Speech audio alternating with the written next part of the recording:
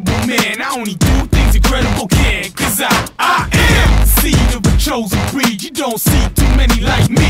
Cause I am one of the reasons you do what you do. When you wanna be me instead of you. Cause I am still on beat, showing love to the streets. Come on, you know me, cause that's who I am.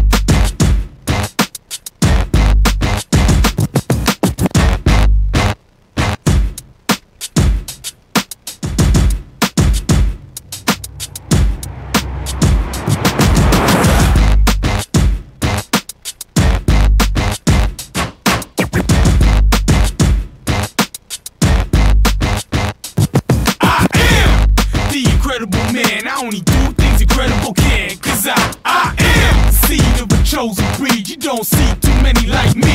Cause I am one of the reasons you do what you do. When you wanna be me instead of you. Cause I am still on beat, showing love to the streets. Come on, you know me, cause that's who I am.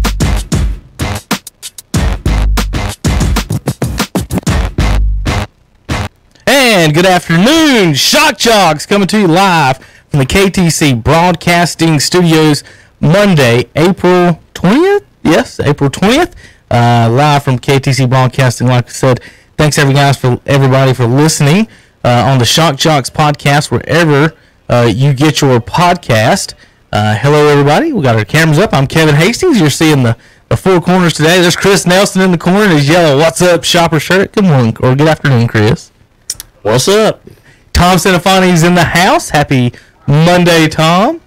Happy Monday, Kevin. I see that you're very festively dressed and I'm ready for celebrating the documentary. Let me get my shirt. I'm ready for the Last Dance. It only comes on. It only comes on Sundays, though, right? Yeah. That disappointed me. I was ready for parts 3 and 4 tonight. Well, people were asking last night just to play it all night. We'll stay up. We have nothing else to do. Would you have stayed up all night, Chris? Yeah, I didn't have to work today. Okay. No. I want to absorb it, but I wanted like a couple episodes a night because I really did enjoy it. And what I like to do is... Was that the fastest 2 hours of the coronavirus? It went by fast, but what I do is like I might not start it till about 9:15 or 9:20, and I have it on the DVR. Okay. And that way I can sort of, the commercials I don't want to see... and get it done a little faster, but really on that one, you just didn't. It didn't seem like it because it was quick. It was really quick. It was a really good documentary. And they didn't really have commercials. Had sponsorships of segments, which in the business I kind of like that because it gives us different things to kind of do with that. We're going to talk Jordan documentary. We're going to talk. Patriots' new color rush jersey is the official team new uniform, Tom. I don't know what that means or how that goes with everybody. We've got, let's see, let me pause that for a second before it starts making noises. 49er, we got draft this week. We got big news for that. Thursday night, we've got some things to talk about on that. Niners are opening up of trading all their first-round picks to move back. They've got 2 first-rounders and almost nothing. Second, third, and fourth, I think, is what it's saying. Leonard Fournette asked his team openly and publicly to sign Cam Newton, and the very next day, they put Leonard Fournette on the trading block. I mean, that's just what happened. Yeah. He publicly went out and said, we need to go get to Cam Newton, and the very next day, Fournette's on the trading block. I knew part B of that. I didn't know part A of that. Oh, yeah. It was like... Okay. He was on Twitter and talking about Cam and this and that, and I'm like, Minshew went 6-6 last year in his rookie year. Yeah, Kyle Allen went 6-7 his rookie year. Cam went 6-10. Is the only reason that you invest extra years in those guys that he's an early round pick and these guys aren't. You just throw them away left and right. They get rid of them so quick for no reason. As soon as they find any other guy that can play quarterback on a team, it's like they get rid of the guy. Cause it seems like Belichick's been looking to replace Brady. How many championships you think Brady won after Belichick really wanted to get rid of him? Like, how long ago was it when Belichick was sitting there thinking, when was his last deal? Well, he's like every year about it. It's not 1 and 2 year deals. Isn't that what he's been doing? They've been very team friendly deals. Yeah. I'd say that. Yeah. Well, What about after the undefeated regular season, they lose to the Giants Super Bowl? The next year is when Brady gets hurt in like the first game. Matt Castle plays. Mm-hmm. He does well, but they don't make the playoffs, and they trade him to the Chiefs in the next offseason. Do you think Belichick considered it then? Yeah, maybe. Probably. Don't know that basically split the 3 before and 3 after. But how many? You could make the argument. How long did Brady want out of there? He's doing interviews with who did he do? With Howard Stern or somebody. Who did he do an interview with? Yeah, yep. He did Stern. Yeah, he did a Howard Stern interview, and he's putting all kinds of stuff on his Twitter, like these are all the guys that were drafted above me, and blah blah blah blah blah. It's like he didn't do that stuff when he was with the Patriots. So it seems like maybe he wanted to have a little fun. He never had a Howard Stern interview. Right, with the Patriots. That's right. Fair enough. I pulled up some. I found a little website here that's got his deals through the years. Gonna flip through them real quick. First one in 2000, 3 years, $800,000. That's not bad. 2002, 5 years, $30 million. Think what I just said. 5 years. $30 million. And they're getting 30 per now. Dak Prescott's asking for 30 plus now. He wants 40. I'd let him walk. 2005, he got a 6-year deal for $60 million. So 10 years, he got a raise then. We'll skip that commercial. Then Tom grows his hair out and meets Giselle here.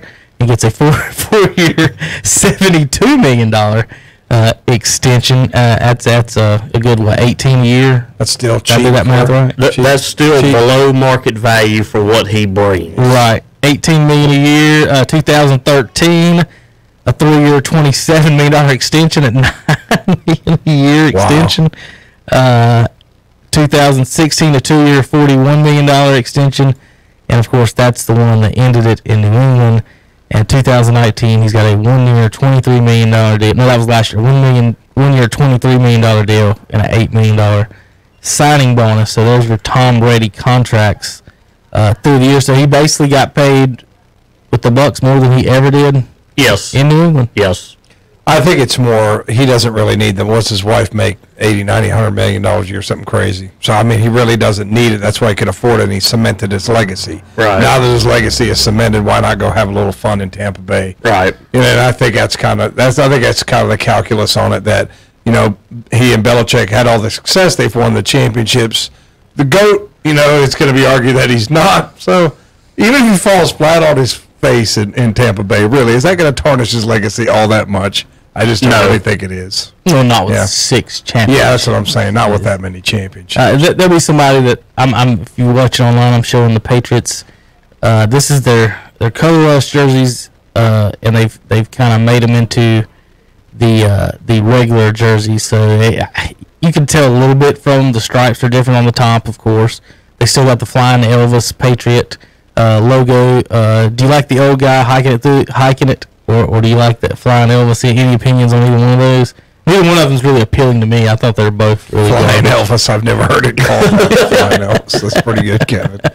I like me, because just like if you listen to me on Saturdays, I'm always bringing up sentimental, nostalgic thing from the 80s. So I do like the little Patriot hiking the ball, but I could see how by today's standards it's a little juvenile, I guess. It's a terrible logo, but it is neat. I like the jerseys. I like the red with them.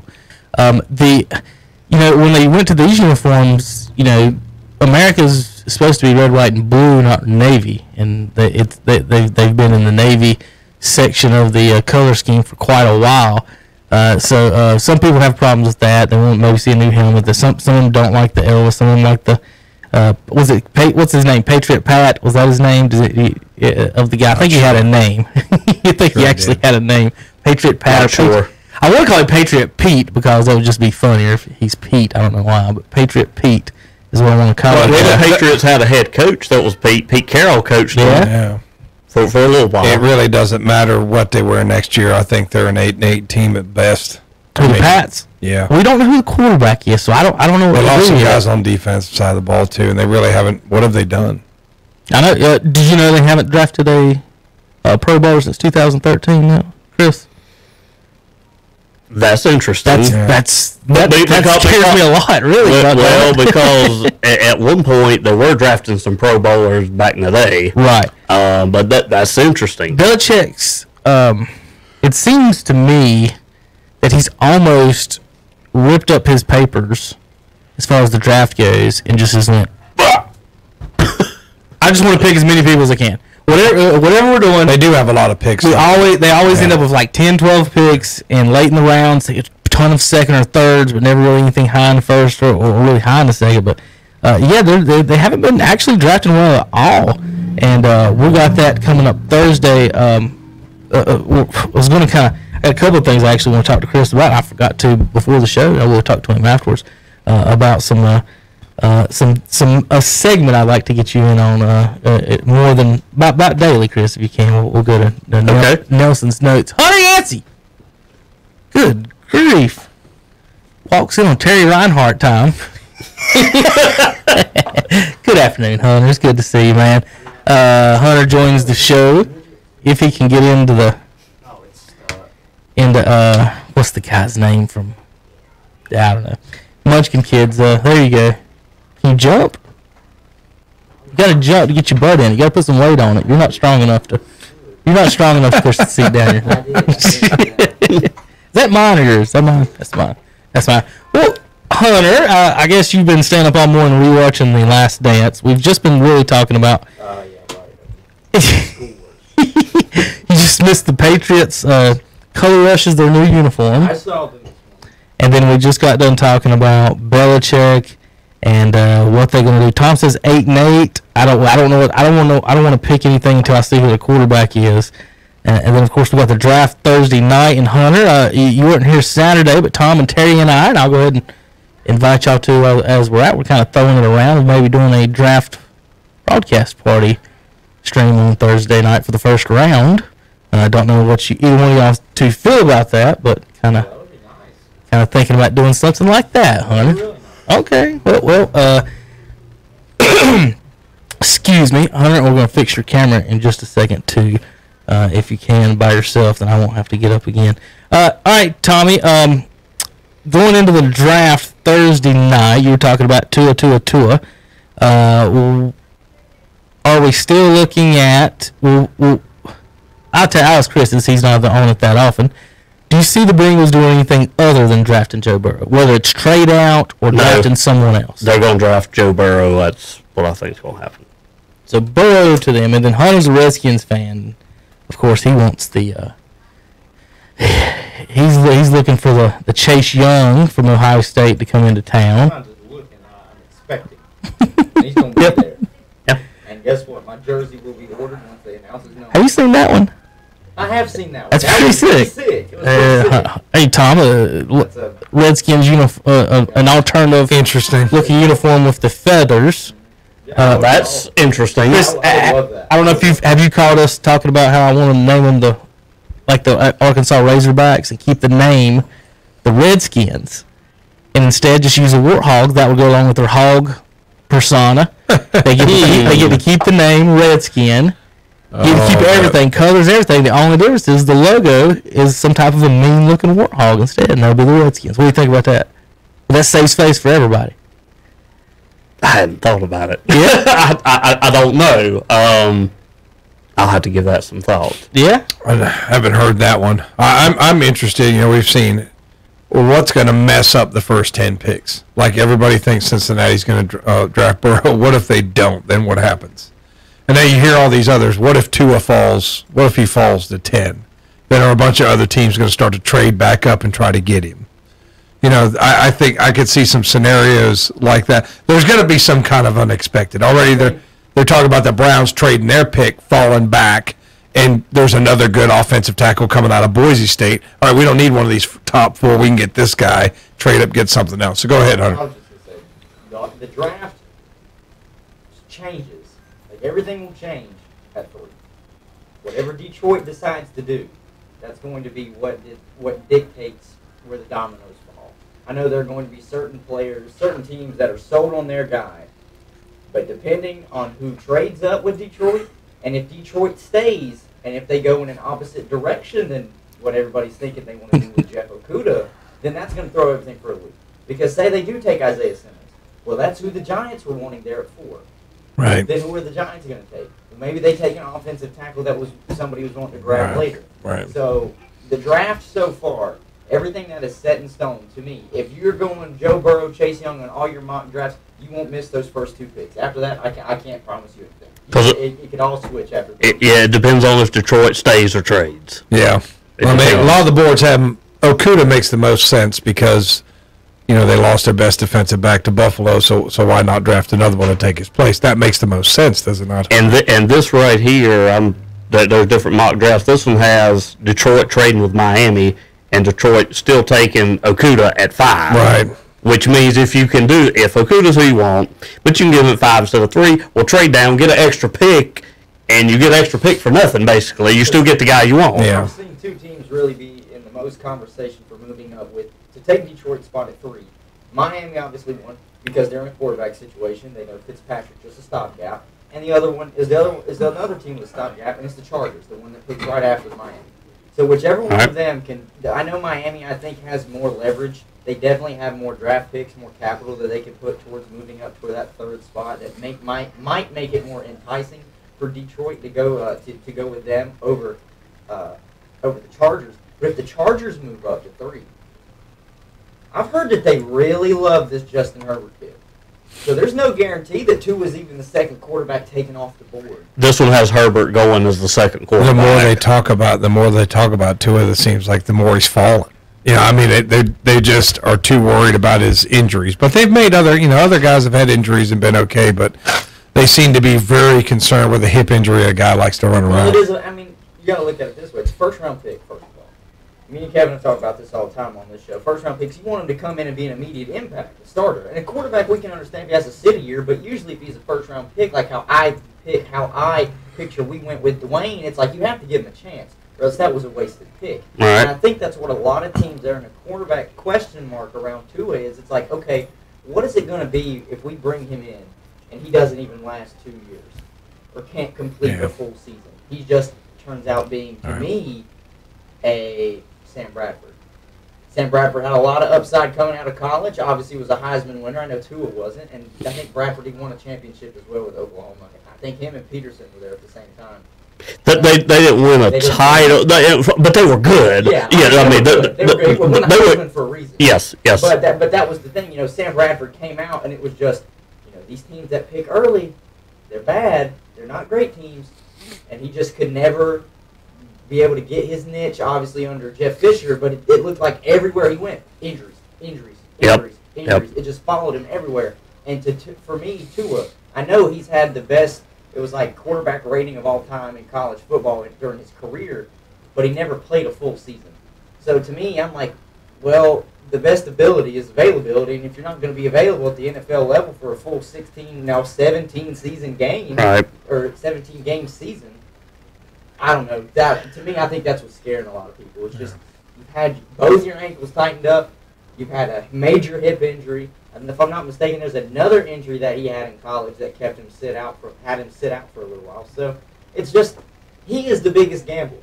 He's just the biggest gamble, and the first round picks. A lot of times, people want to go with the safest pick because if you miss on that first rounder, you'll be labeled. I'm sorry, you two, but how the Cleveland Browns have been for years, and they've. I knew that was coming. But it's right. It's right. You've got to get the first rounder right, and that's why a lot of guys. I think you made a good point. Is why not get that offensive tackle? He's going to come in. He's going to play. Mm-hmm. Offensive tackles don't sit a year before they start. Like Joe Thomas, right in there, running backs. They're not going to sit here. You get a quarterback. You don't know. You don't know how long they're going to sit. Yeah, you really don't. So I think after 3, that's when you can see the dominoes fall.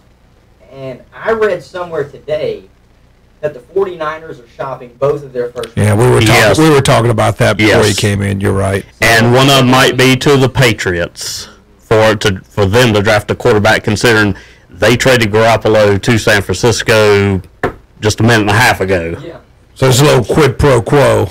Is what we're thinking. I said it a few weeks ago. I had a tweet that I put out, and I would love to take credit for it because I think it's a great take because I don't think people are talking about it. I said there are 3 teams, and I can add the Patriots now as a 4th team, that might draft a quarterback, and I'm not saying it has to be early. But if they do trade up and they want to take a quarterback in the first round, then obviously that takes it out of the book for me and the Patriots. But I said Packers, Pittsburgh, and Indianapolis. And now the Patriots, if that goes through with them trading for San Francisco, would be a team looking for a quarterback. And basically, for my reasons, is Phillip Rivers is only there on a 1-year contract in Indianapolis. So after this year, he's done. Could be, unless they want to extend him because he has a great year and that he's like Tom Brady and revitalizes his arm. Pittsburgh, Big Ben is on his last wheels, really. And the Packers have openly said they are looking to draft a quarterback this year. Because Rodgers isn't young either. Exactly. Rodgers is on the tail end of his 30s now. He's like about 36, 37. So I could see those 3 teams, and now the Patriots. If they want to move up because they're not sold on Stidham and they know Brian Hoyer's just there to be a backup. And the one that the quarterback I have in mind that these teams might take a shot on is I just had his name out of Washington, Jacob Eason. Jacob Eason out of Washington. He's the 5th quarterback that nobody really talks about. Yeah, you're right. Nobody does talk about him. They talk about Love before they talk about Herbert. Jacob Eason and Herbert. And Tua. Jacob Eason had a lot of success at Washington. And what I want to, and this is something I want to preface on Jacob Eason. Jacob Eason was the starting quarterback for the Georgia Bulldogs. Got hurt, and then that's when Jake Fromm came in. And it was an old Dak, Tony Romo situation where Jake Fromm just didn't lose the job after that. So Eason transfers to Washington and has a great career at Washington. So he can play, and he showed he can play at SEC high-level school as well. So to me, I feel like that's just the guy that's flying under everybody's radar. And if he goes to those teams in Indianapolis, Pittsburgh, Packers, and the Patriots, that's the guy that could be scary out of all 4 quarterbacks to get taken before him because he's going to a great organization that could groom him to be ready to be the next quarterback. Think about it. Sitting behind Aaron Rodgers or Phillip Rivers or Ben Roethlisberger, or you go and work with Bill Belichick and Josh McDaniels. Why would you not? I would take that if I was any of the young quarterbacks. So I think that's something that we should watch for as well, especially now that you said that the Patriots possibly could be moving up for a quarterback. I don't see why not. I don't see why not. Because the Patriots manipulate draft picks like candy. They do. They either trade back, get 5 or 6 picks in that draft, or they move off all these star players and get compensatory picks. Did you think about, too, I didn't think about it until I looked it up, too, what about Tampa Bay wanting a quarterback? Did you mention them? I mean, I know they just signed Brady, but how long is he going to be there? Not very long. I mean, he signed a 2-year deal. I would put it this way. There ain't that. Yeah, they're not drafting a quarterback. Not this year. No. They're not drafting one this year. Well, I think they will next year as long as Bruce Arians, I think he might be tied to the end of Brady's career. Okay, I see. Okay. Why would Bruce draft a quarterback if you know he's not going to play for 2 years? Well, if Bruce ain't going to be there in 5 years, hey, he's pretty old, isn't he? What's in his 70s? Yeah, Bruce Arians is one of the older coaches. He's because he took a break. After Arizona, he took a year or 2 off and decided just to come back and take the Tampa Bay job. To me, I'm 100% honest with you. I am actually surprised that they didn't just, even though they knew they were getting Tom, didn't sign maybe a Marcus Mariota who ended up going to be the backup in Oakland, or even just say, Jameis, look, we're trying to win a Super Bowl right now, but you can still be here. I mean, you can come along. I'm sure that's what he wants to hear. Hey, you along for the ride, James. You are a #1 pick. Look, it's either out for a little while. It's either that or sit at home right now. You know, somebody's going to sign. Somebody's going to sign. Dear James, would you rather back up Tom Brady, the GOAT, or David Carr, or whoever? If I was Jameis, I'd say F you. I'm going to go somewhere and I'm going to beat somebody out for the starting job because didn't he lead the league in passing yards this year? Passing yards and touchdowns. Yeah, and I led he the also league lead in in picks. Yeah, that's the problem. If you're a gunfighter, you're going to get shot a couple times, right? I mean, it's kind of he got his eyes fixed. So I mean, if I was Winston, why did he wait till now to get his eyes fixed? Some people don't like admitting they have problems. Chris, he started crab legs in college, and you wondering about his decision making. I just asked the question. His decision making can be called into question, but his decision making has been very questionable throughout his football life. And plus, he's got the size, he's got the arm, he's got. I mean, somebody's going to pick him up, and he's going to go somewhere and compete for a starting job. Cam and Jameis will probably be signed and compete for a job. Be signed if a team doesn't get what they want in the draft.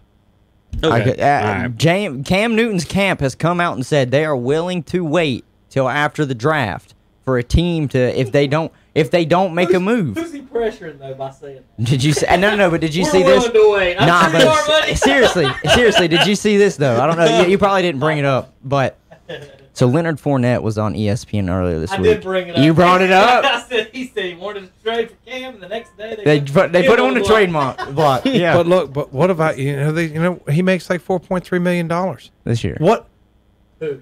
Fournette. Yeah, that's what he's due this year. Yeah, this year. Yes. So I mean, like I ain't gonna try to tell this to Terry, but that's a good deal on a 4 Fournettes for the same price as one McCaffrey. like if you needed a running back next year. You see what I mean? I mean that's a good deal. You know who needs a running back like to be like a solid running back? The team right down the street in Tampa Bay. They just said right here on ESPN that they're not interested in Tampa Bay isn't? Wow.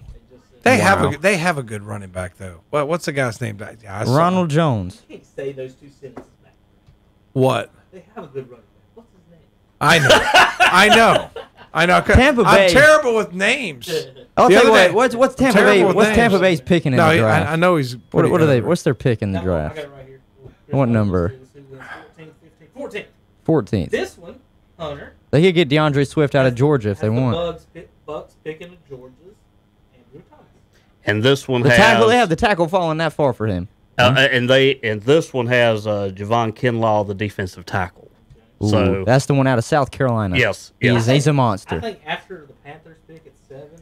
It's up in the air, really. I believe. Well, I'm serious. But there's a kid from Auburn, defensive. Derek Brown. Right. To me, Derek Brown and Kinlaw are almost identical. That's just how I look at them. Top 10 I'm looking at is Burrow 1, Young 2, Okuda 3. Were you different anywhere? You got trades in yours, don't you? I just had straight up. This one's got a trade, Miami going to Detroit and then picking Herbert. Then the Giants, you got the offensive tackle. Got Miami picking Herbert as well. At 5 though, they don't have the trade. Oh, it's got Simmons okay. At 4 with the Giants and 2 with the Chargers. At 6, Derek Brown, Panthers 7. You got Derek Brown over there. I've got Derek Brown. Now this one has Simmons going number 8 to Arizona. But I mean, they're in the same realm. I mean, so you can have I think Gettleman's sitting there. What's funny, I think Gettleman makes the Panthers draft here.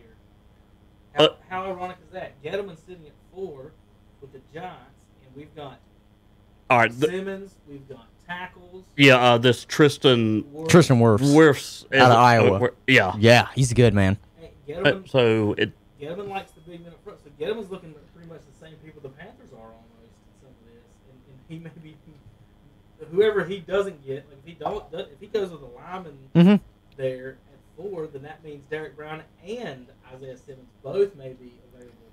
I think this is an exciting draft because for a lot of teams right now, this could bring a little bit more parity to the NFL, especially with the movement from Tom Brady away from New England. Cleveland at 10, I've been saying a couple of weeks. They're sitting in a beautiful spot because 1 or 2 of these dodo teams are going to trade up for a quarterback. Yep. At least 1 or 2 of these quarterbacks ain't going to be worth nothing. it happens every year, and then so that means 2 really good players are going to fall back. Yeah, but what are you going to get? Yeah, that's what you got to. What are you going to get? Don't do anything stupid. Cleveland, look, I'm telling you, if you guys somehow if they started today, Tom, what do you think their defense would rank this year? By the end of the year? See, they lost 2 of their linebackers. Their secondary is pretty good. The defensive line is good. I worry about the linebackers, but they don't worry about linebackers as much as they used to. They start with defensive line and who can get at the cornerback back. And who can stop the ball through the air. That's what it is. Right. Yeah. So I mean, I think their defense would be at least as good as it was last year. Look, if Isaiah Simmons fell to 10, then you have fit to get him for you. Yeah, you'd have to get him. There's no way I think he does it just because he was such a physical specimen. But what concern? Not pick a good offensive lineman. That's what they're going to do. Pick you can. Yeah, but last year they were 20th in points against Cleveland, so they were below average in points against. And not only that, this is such a deep offensive lineman class. You can get a starting offensive lineman second round. What you got to remember that what skews that a little bit is you played Cincinnati twice, and they were horrible, even though they beat us once. Then you played Pittsburgh twice, without Roethlisberger. Oh, well, that's probably the second toughest division in football. Right, but I'm saying that there were some that Pittsburgh's offense was so bad there at the end of the season. So I mean, there's always things you have to look at to what might skew the numbers. Just what hurts Isaiah Simmons. Depends. I've said this for a few weeks now. What hurts Isaiah Simmons is the same thing I hear out of every coach that talks about him or every GM and every scout. Where are you playing him? Is he outside linebacker? Is he safety? Is he a slot corner? You probably because he's small. He's small, but he's so athletic he can do it all. You'd probably play him where you needed him because he played almost a hybrid linebacker at Clemson. They would drop him back in coverage if they needed to, kind of as a safety. They'd line him up on a slot receiver at the corner because he's fast enough to stay with anybody. And then they would obviously send him off the edge. He can play everywhere. To me, he's not as skilled as, but he reminds me of Tyrann Mathieu. What they do Tyrann Mathieu with when he was in Arizona and at Houston and obviously now with Kansas City. They can put him in the box, but he's a safety. He can go and get the cornerback, but he's a safety. He can cover anybody, but he's a safety. That's the same thing, though, with Isaiah Simmons now. Because he can get off the edge so fast, he can go get the quarterback, but he can drop into coverage. He can cover a tight end with ease. He can cover a slot receiver. I don't know. He couldn't cover an outside wide receiver, but just where do you play him? And what scheme does he fit in? That's just a huge question mark. To a lot of people, that could be a commodity, like a little Swiss Army knife that they just throw everywhere. But at the same time, defensive coordinators are probably sitting there saying, well, how do I use him? How do I use him? They'll figure it out. Like he's great. Bill Belichick likes guys that he can throw in a million different positions. Well, if they want to trade up. Well, I'm not saying that's where he's going. I'm saying the one I saw where Cleveland was going to drop to like say the mid-20s somewhere. I can't remember who they're going to swap with, but they were going to get. There's another good offensive lineman not being mentioned. Like there's a kid from Iowa, a kid from Georgia. The top three they're talking about are Iowa, Georgia, Louisville. Yeah, this one has Cleveland at 10 taking Wills, the tackle from Alabama. Right, Alabama. There's another. There's like this is a very tackle-rich draft. So nothing but tackles for Cleveland. So they think they could maybe, or at least the talking heads say that we can we can move back and still get one, and maybe pick up like you say, like we're going to pick up an extra pick, and basically we feel the need, and now we have an extra pick. Right. So that may be the calculus, but it's all speculation. To look at in that scenario, Tom, is Atlanta. Tons and tons of talk about the Falcons trading up in this draft for someone that they typically want. Atlanta is sitting at 16, and they've got a bunch of trade capital. 16 to 10 is not that big of a leap for them. So the Browns could move back to 16, grab one of the 3 tackles, or 5 tackles, or one of the 75 wide receivers, and still end up pretty much the same guy, maybe a couple extra picks from the Falcons. So maybe look toward the Falcons. The Dolphins are an interesting spot for me. They have to make a decision on where they're at as far as, you could almost make the argument that they should trade out of 5 backwards. They don't have a good quarterback. They don't have good wide receivers. They got good running backs. They got good anything. Yeah. I mean, to me, the core nucleus of that team is good. The defense is really good. Brian Flores has got them playing excellent. Offensively, to me, they're just missing maybe 1 or 2 pieces. And it might be an extra wide receiver. You can get them 3rd, 4th round in this draft. Because instead of taking a quarterback, taking a stud, I don't know, lineman or just something in the first round. And sign Jameis. Sign Jameis or Cam. I've said Cam would fit perfect in Miami. And then you save that money, that spot, and then you could beef up your team with all kinds of wide receivers. I think Miami needs numbers. You could say the same. Honestly, you could say the same thing about the Chargers, though. They should just trade back and build up. Well, and I can, but as Tom said earlier, depending on who you play, this can get skewed. But Miami last year was the worst defense in the league with regards to points against. They gave up almost 500 points. They wasn't no good either. Yeah. No, the Dolphins. I mean, the Dolphins. They cleaned house, but they played competitive with everybody. At the games later in their year, when they started to get better, they played competitive with everybody. So the defense, here's the thing, they're just young. That team is just young. Devontae Parker to me he's a number one wide receiver. So to me, they don't really need a number one wide receiver, but they can get a number one wide receiver talent in this draft later in the draft.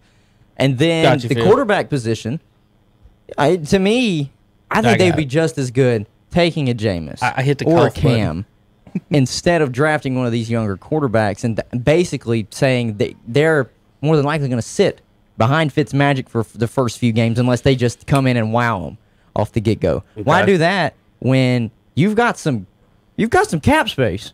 You can bring in last year's passing leader and touchdown leader, interceptions leader, but touchdowns leader in Jameis. Told you. And they'll be fine. If you're a gunslinger, you're going to get shot a couple times. Well, let me tell you something. Hunter. That's been Phillip Rivers' MO his whole career. Yeah, I mean, and Brett Favre. And Brett Favre. That's just the way it is. I want to go. Big Ben, you could argue the same thing. I want to go through the draft since Cam was drafted. So starting in 2011, so I'm going to do 10 years of drafts, and let's see how many drafts where we can say good / God, those are some busts. Because, Friday night, Mel Kiper's going to be on TV for 30 picks Thursday night telling how great these guys are.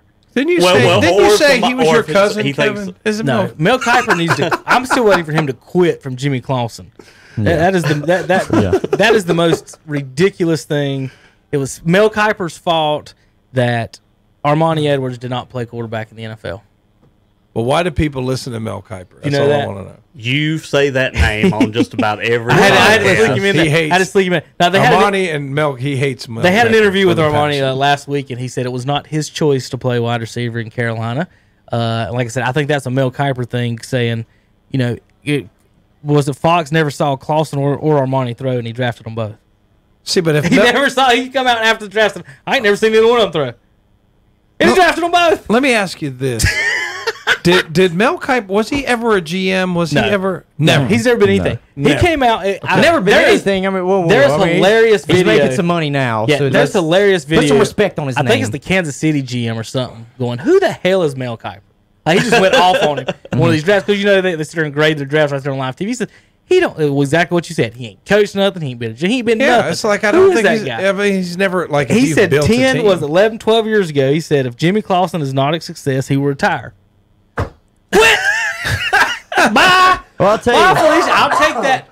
Tom, the check's been cleared from ESPN for the last 10 years. He has. But if you're good at that, the scouting and being one of those guys on ESPN that comes on there and talks about, I like this guy, because it's Mel Kiper and Todd McShay. I think Todd McShay's smarter than Mel Kiper. I think he's pretty smart. I think he's better.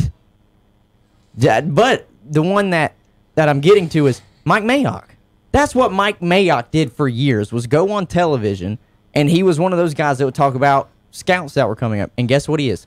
General manager now of the Las Vegas Raiders. So say if you're good at the job, then there's an opportunity that's going to come about. And I think Oakland's doing a pretty good job at rebuilding at what they're doing right now. But there's a reason. There's a reason why he still has this job at ESPN, old Mel Kiper. All right, let's get through these real quick. Cam, Von Miller. Tell me when you hear a bust. Cam Newton, Von Miller. Wait, I didn't say that. No. Marcel Darius at 3. AJ Green 4. Patrick Peterson 5. Julio 6. Alden Smith 7. And here's your quarterbacks in your top 10. Jake Locker at 8. Tyron Smith, Cowboys at 9. And Blaine Gabbert at 10. How about 12? Christian Ponder. His wife's hot.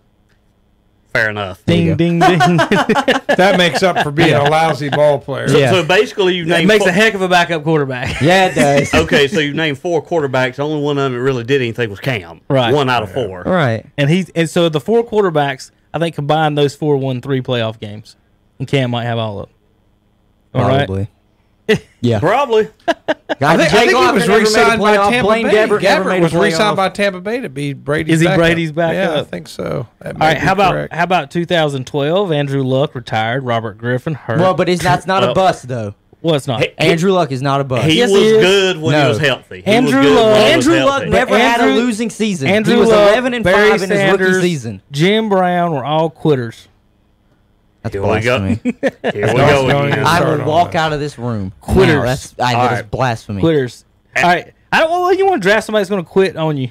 Robert Griffin III had one good year his rookie year. He got hurt, and that was it. Oh, well, I can agree with RG3. Tommy, I'm fine with Trent that. Richardson, number 3. That's a big bust. Oh, God. He had some good games, though. He had a good game or two. No! He did. There was a couple After games. him, they questioned if you would ever draft another Alabama running back. Matt Khalil went But he had fourth. a couple of good games, Hunter. A couple. Matt Khalil went 4th. That's He's a out good of the one. league. Justin Blackman went 5th. Justin Blackman couldn't stay sober. My man was drunk every game. Morris Claiborne went 6th. He's not in Dallas anymore. Mark Barron to Tampa. Tannehill at 8. Kuechly at 9. Tannehill changed what people would have thought about him, and now that he's in Tennessee. Because I would have said bust. if he Stephon was still in Gilmore was Miami. 10th at that draft. trying to see if there's any other quarterbacks. Brandon Whedon went in that draft 22nd. Tom, he should have just played baseball for the Yankees. Tom, y'all Browns picked Brandon Whedon and Trent Richardson of the same first round draft. Wasn't that awesome? That was awesome right there. It's a formula for success. So that was 2012. Draft a running back at 3 and then a 28-year-old quarterback at 22. Yeah, I remember when they 28. drafted him. That's Chris Winkie. Hey, Whedon had a couple of good games, but I mean, it's just what were That's they? not that's not a first round pick. Right? What No. year did the Browns draft Johnny Manziel? Which year it's was that? coming We're up. getting there. 14. We're getting there. there. Oh, I had a Johnny football shirt. Okay. But Johnny had a great combine. That was he had a great combine. What are you talking about? He's arguably one of the most electric college players to ever play, too. So, I mean, if you're looking at the tape, you would have thought, oh, this is going to translate. 2013, Eric Fisher 1 tackle. It's a good. Jokel 2 tackle. Deion Jordan 3 defensive end. Lane Johnson 4 tackle. Ezekiel Ansah 5 defensive end. That was for Detroit, wasn't it? Right. Yeah. And then the Cleveland Browns picked Barkevius Mingo, whoever in God's name that is. I remember that name. He went 6th. That's a linebacker, wasn't it? Shit, Tom.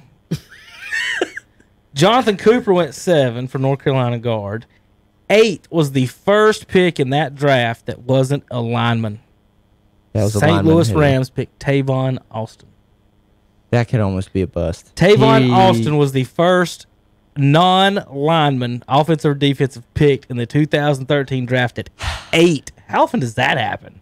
Basically never. Never. Basically never. That has odd. to be the only one. Yeah, Tavon, that's odd. Tavon had a great college career at West Virginia. How about this, Chris? Him and the next pick, Milner, D. Milner, to the Jets were the only non-lineman taken in the top 10. Next was Warmack Titans, actually top 11, and then the Chargers picked a tackle. So the top 11 picks in 2013, a wide receiver and corner went 8 and 9. Everybody else was offensive and defensive linemen. So the top quarterback pick was E.J. Manuel at 16. Huh!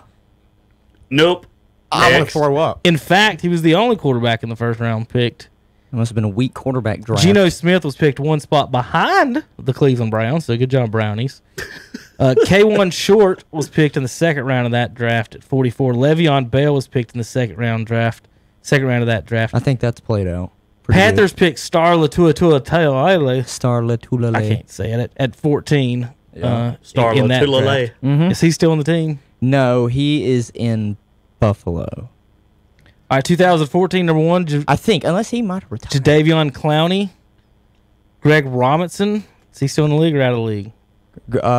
Who? Greg Robinson. Where He is was in the league. He's still with the Browns now. If I Yeah, offensive Latualele is still with the I Bills. think Khalil Mack was in that draft, wasn't he? Yes, he's 5. Blake Bortles went 3. What is this, 14? This is the year 2014? 2014, yeah. Okay. Blake Bortles went 3. Bleh. He's got more playoff wins than Cam Newton. He does. And one of them almost was over the dynasty. He beat the Pittsburgh Steelers. He did. He beat Ben Roethlisberger. His team beat the Steelers. Listen. Hey, I want to give Cam all the credit for his wins. Let's throw a little love to the boat, Blake Bortles. The boat. He doesn't have more. Blake of all He doesn't time. have more playoff wins than Cam. What he has more is what it was. I got him mixed up with something else. I think he's got a better yards per average on running. than Yeah, Cam. he does. Something stupid, some random thing like that. Blake that you never Bortles. think- Blake Bortles He's actually was 2-1 in the playoffs. Blake He's Bortles 2 was built to just basically be Ben Roethlisberger, but he never panned out. He's 2-1. He's the backup in L.A., I guess is what we'll call him. He just hangs out with Jared all day. Where did I lose my draft? Oh, yeah, back 2014. Sammy Watkins went 4. He's still in the league. Khalil Mack 5. Jake Matthews 6. 7, Mike Evans. 8, Tom. Justin Gilbert. 9, Anthony Barr. 10, tight end Eric Ebron. Odell Beckham went 12th in that draft. OBJ. If you were wondering. He was drafted at 14? He's been in the league 6 years already? Oh. I feel like, actually, no. I'm surprised it's been that short. I feel like OBJ's been around forever. Because it gets talked about all the time. That's exactly right. And when was the catch? Wasn't it his rookie season? Maybe first or second. Yeah, it was early. This is the one that I had put up from earlier, the 2015 draft. Jameis 1, Marcus Mariota 2, Dante Fowler 3. He's not with this same team. Amari Cooper 4, not with this same team. All the way down to the Redskins, Brandon Scherf at 5. And he's still there? So you got 1. Yep. Leonard Williams went 6, Kevin White 7. That was a great pick there, Bears. Kevin White hadn't stepped on the field since he got drafted. Did he catch a pass? I think he's caught one. I think he's in Arizona now. Vic Beasley went 8, 9, Eric Flowers 10, Todd Gurley to the Rams, and he's already back around to Atlanta as well. Comeback season. Devontae Parker went 14th in that. Melvin Gordon 15th, if you were wondering. That's the Cowboys draft of Byron Jones. Think about this, though. Like, Tommy, we're planning for the future. You're looking at guys. You're looking at your corners, your safeties. Cowboys drafted Byron Jones in 2015. 5 years later, let him go. Don't even try to sign him because we're going to re-sign the quarterback and put money into that. So you can sit there and make the plans and do all you want and make a good draft the quarterback. You ain't even done anything to try and re-sign that quarterback. I'm just telling you, that's what they're going to do. I think it's all a smoke show, and they're fine with just franchising him. Who, Baker? Or no, I'm talking about the Dallas. Oh, well, about Dak. Yeah, that too. Yeah, but that's what you were just talking about. Even when you plan for the future like that, with your defense and stuff, and then you don't want to pay him a few years later. So hang on. Why did you draft him? So how many good of all these drafts you're going through? How many really good quarterbacks have you said? I ain't saying nobody yet. Well, Cam won the MVP. You said really good quarterback. Yeah, he won the MVP. Holy crap! Hold on. He was voted MVP. I will take away the really, and I'll say he's a good quarterback. Chris. He's a good quarterback. Chris. He got voted MVP in 2015. That season was outstanding. How many Cleveland Browns have won the MVP? Well, I know that Jim Brown had to win it a number of times. Jim Brown did. Brian Sipe won it. Brian Sipe. My point is, would Sipe be on the Browns Mount Rushmore? No, he would not. Okay. Bernie or Otto Graham probably would be over him. Probably. Cam Newton's on the Panthers Mount Rushmore. Come on, Mal. I put Kuechly on there. I'd put Cam Newton, Steve Smith, Kuechly, Peppers. There's Mount Rushmore. What about Olsen? No, he ain't as good as them four. And Greg Olsen, I don't even consider him. I don't even consider Greg Olsen's career a Panther. What about Sam Mills? All right, hold on. Greg Olsen is a giant. Hold on, Chris. Besides being voted MVP, Jake Delhomme took why would Cam be above Jake? Hold on. They both made it to the Super Bowl and lost. Jake had more winning seasons than Cam. Had 4 winning seasons, Cam 3. And Jake has a better winning percentage than Cam. Didn't play as many years, like 2 less maybe, something like that. But he does have a better winning percentage, made a Super Bowl than Cam. Cam's numbers are a lot better. How many times did Jake Delhomme throw for 30 touchdown passes in a season? 0. Cam did it once. He did 35 passing and 10 rushing in the same season. That is miles better. That's cute. That's miles better than anything Jake Delhomme but it added up to the same number of Super Bowl losses as Jake Delhomme, though. And Jake Delhomme had a better winning percentage and more winning seasons. So which is more of a disappointment, or say which one did better for what they thought? You draft Cam number 1. He has 3 winning seasons in 9 years. Delhomme was a free agent. Did they trade him, or did they trade for him? Did they trade something late for him? I can't remember how they got him. Might have had to trade for him. Okay, Jake Delhomme started the season as the backup to Rodney Peete the year they made the Super Bowl. In New Orleans. Delhomme started out in New Orleans. Right. Yeah. And then when he came to Carolina, he was the backup to Rodney Peete. Right. And then Rodney, he got a hot wife. There you go. That's random. Love to hear it. Big time. Love to Holly hear it. Robinson. Whew. Pretty gal.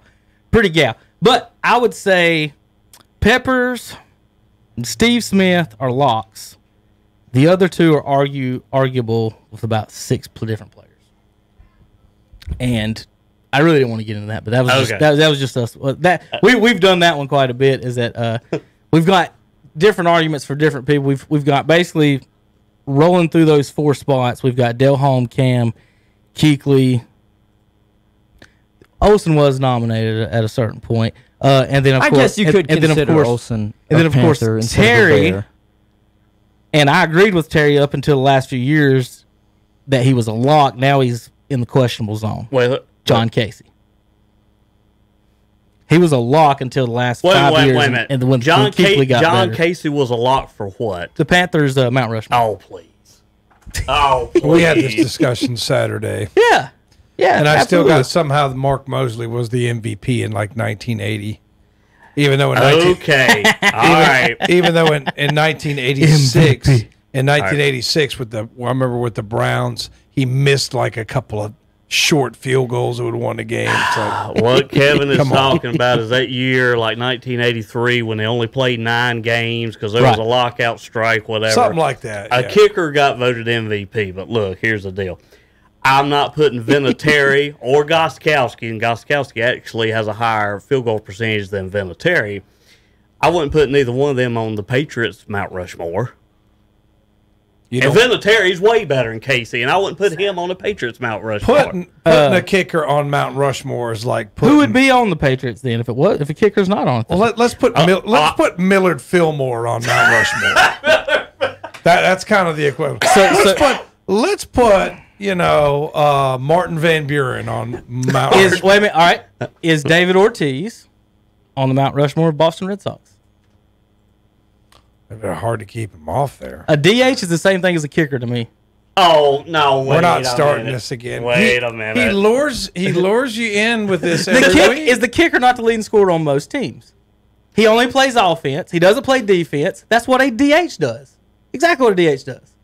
You can pick a kicker in the 7th round, and he's going to be as good as the average NFL kicker. Most of them are very replaceable. You can move them in and out. It don't matter. If that's the case, at least the DH does a third of what the other players are doing. Special teams are a third of the game, Tom. Not in value. Not in value, you're not. We say that all the time on every broadcast, don't we, Hunter? Special teams are a third of the game. Not in value, they're not. It's about 45% offense, 45% defense. The special team might be. And that 10% can get you, though. What's this? Wait a minute. Wait a minute. What do Panther fans blame the most for them losing the first Super Bowl? I'm going to blame the fact the defense couldn't stop Tom Brady in the second half because that's a fact. You're 100% right that they didn't. It's the defense's fault. Yes, I agree. Now, but most Panther fans, what do they say? That damn kicker kicked it out of bounds after he made like 10 points in the game. All right, hold up. And then, Chris, if your defense gets the ball on the 40, does your defense still get to play defense? Yes. Yeah, the Panthers' defense had a chance to stop Brady. And they didn't do it. They didn't do it. That's what I think. Most people blame the kicker. I'm not blaming John Casey because first off, the game was tied. It's not like the Panthers had to lead. The game was tied. Right. The defense didn't just have to. Let's let Tom Brady drive it on down, just like Tom Brady drove it on down a couple years before against the Rams. That's the defense's fault. 7 games in 2013 were 3 points or less wins for the Panthers. Wins. That's insane. So they won the first game by 1, second game by 3 against Tampa, overtime Indianapolis and Tampa, overtime in New Orleans, 1 by 3 against Tampa again, 3 against the Redskins, 3 against the Arizona Cardinals, and then a couple other games they won by 6 against Detroit, and I think it was another 6. I'm just going to be honest right now. I'm lost. I have no idea what we're talking about anymore. Where'd you go? Because we went from looking at past draft classes to Cam Newton to Jake Malone to Mount Rushmore of the Panthers to now we're looking at wins and losses from the Panthers in what 2015 or something. Hunter, nobody asked. Let's look at the 2016 draft. I'm just sitting here. I'm like, I don't know whether I'm just supposed to speak or I'm just taking in information right now. I'm like, okay. I was just making a case. John You're just Casey's absorbing that information. He's just absorbing. I'm just absorbing information. I'm very good with stats, so I'm just sitting here taking on all these numbers. And then it hit me. I was like, I don't know what these numbers are even right now. All right, I don't know what we're talking about. Real quick thing. Last thing on the Panthers. I'll give Chris this just for fun. Before before Kuechly and Cam started, would Casey not have been on it? Because before Cam and Kuechly got here, I had Steve Smith, Peppers, Delholm, and Casey. And that's what we had then. All right, so 2016 draft. Y'all just hate the kicker so much. No, it's not. We don't hate the y'all kickers, so mean to the kickers. It just doesn't.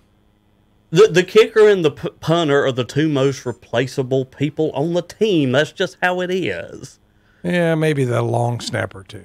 The Panthers too. are paying Gano the 9th most on their roster. And I think that's stupid. I messaged you that. And I said, I don't agree with that either.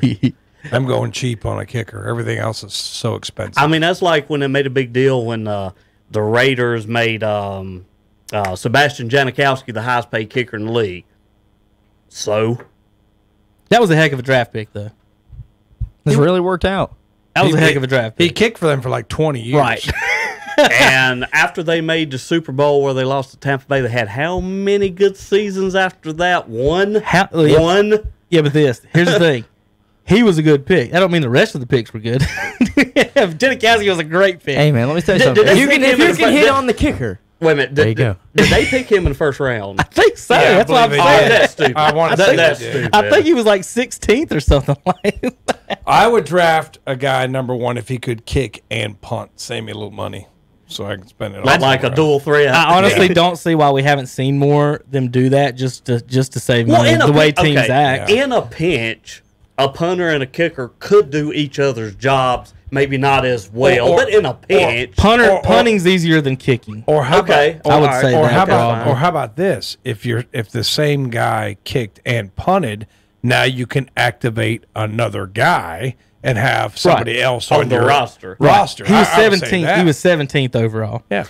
Actually, hasn't there been some cases where the field goal kicker is accurate but kind of old? He can't kick a long field goal, and sometimes the punter would kick off. Right. Mm-hmm. Well, okay, that goes to your point. Just have one guy. Yeah. Just have one guy because now you can, hey, I might need an extra wide receiver for this game, or I might need an extra back, an extra tight end. I still don't see how y'all don't get the kickers the same thing as the DH thing. That's about a 99. I actually sort of kind of want to understand you because this is your show, but at the same time, he only plays offense. He doesn't play defense. But at least he has 1/3 the skills. Whoa. He does play defense on a kickoff. If kickers don't block, yes, kickers they don't make that hit, kickers man. don't run, kickers don't block. Tom, I've already shown you Adam Vinatieri makes tackles. Oh, That's like one thing. He hawks Herschel Walker down. That's all you need. It's like Haley's Comets once every 86 years. Jared Goff 1, Come on. Carson Wentz 2, Joey Bosa 3, Ezekiel Elliott 4, Ramsey 5. That's pretty decent. 2000. Yeah, that ain't bad. That's a great top five. 16 draft. Then after that, though, Ronnie Stanley at 6, DeForest Buckner at 7. No. DeForest Buckner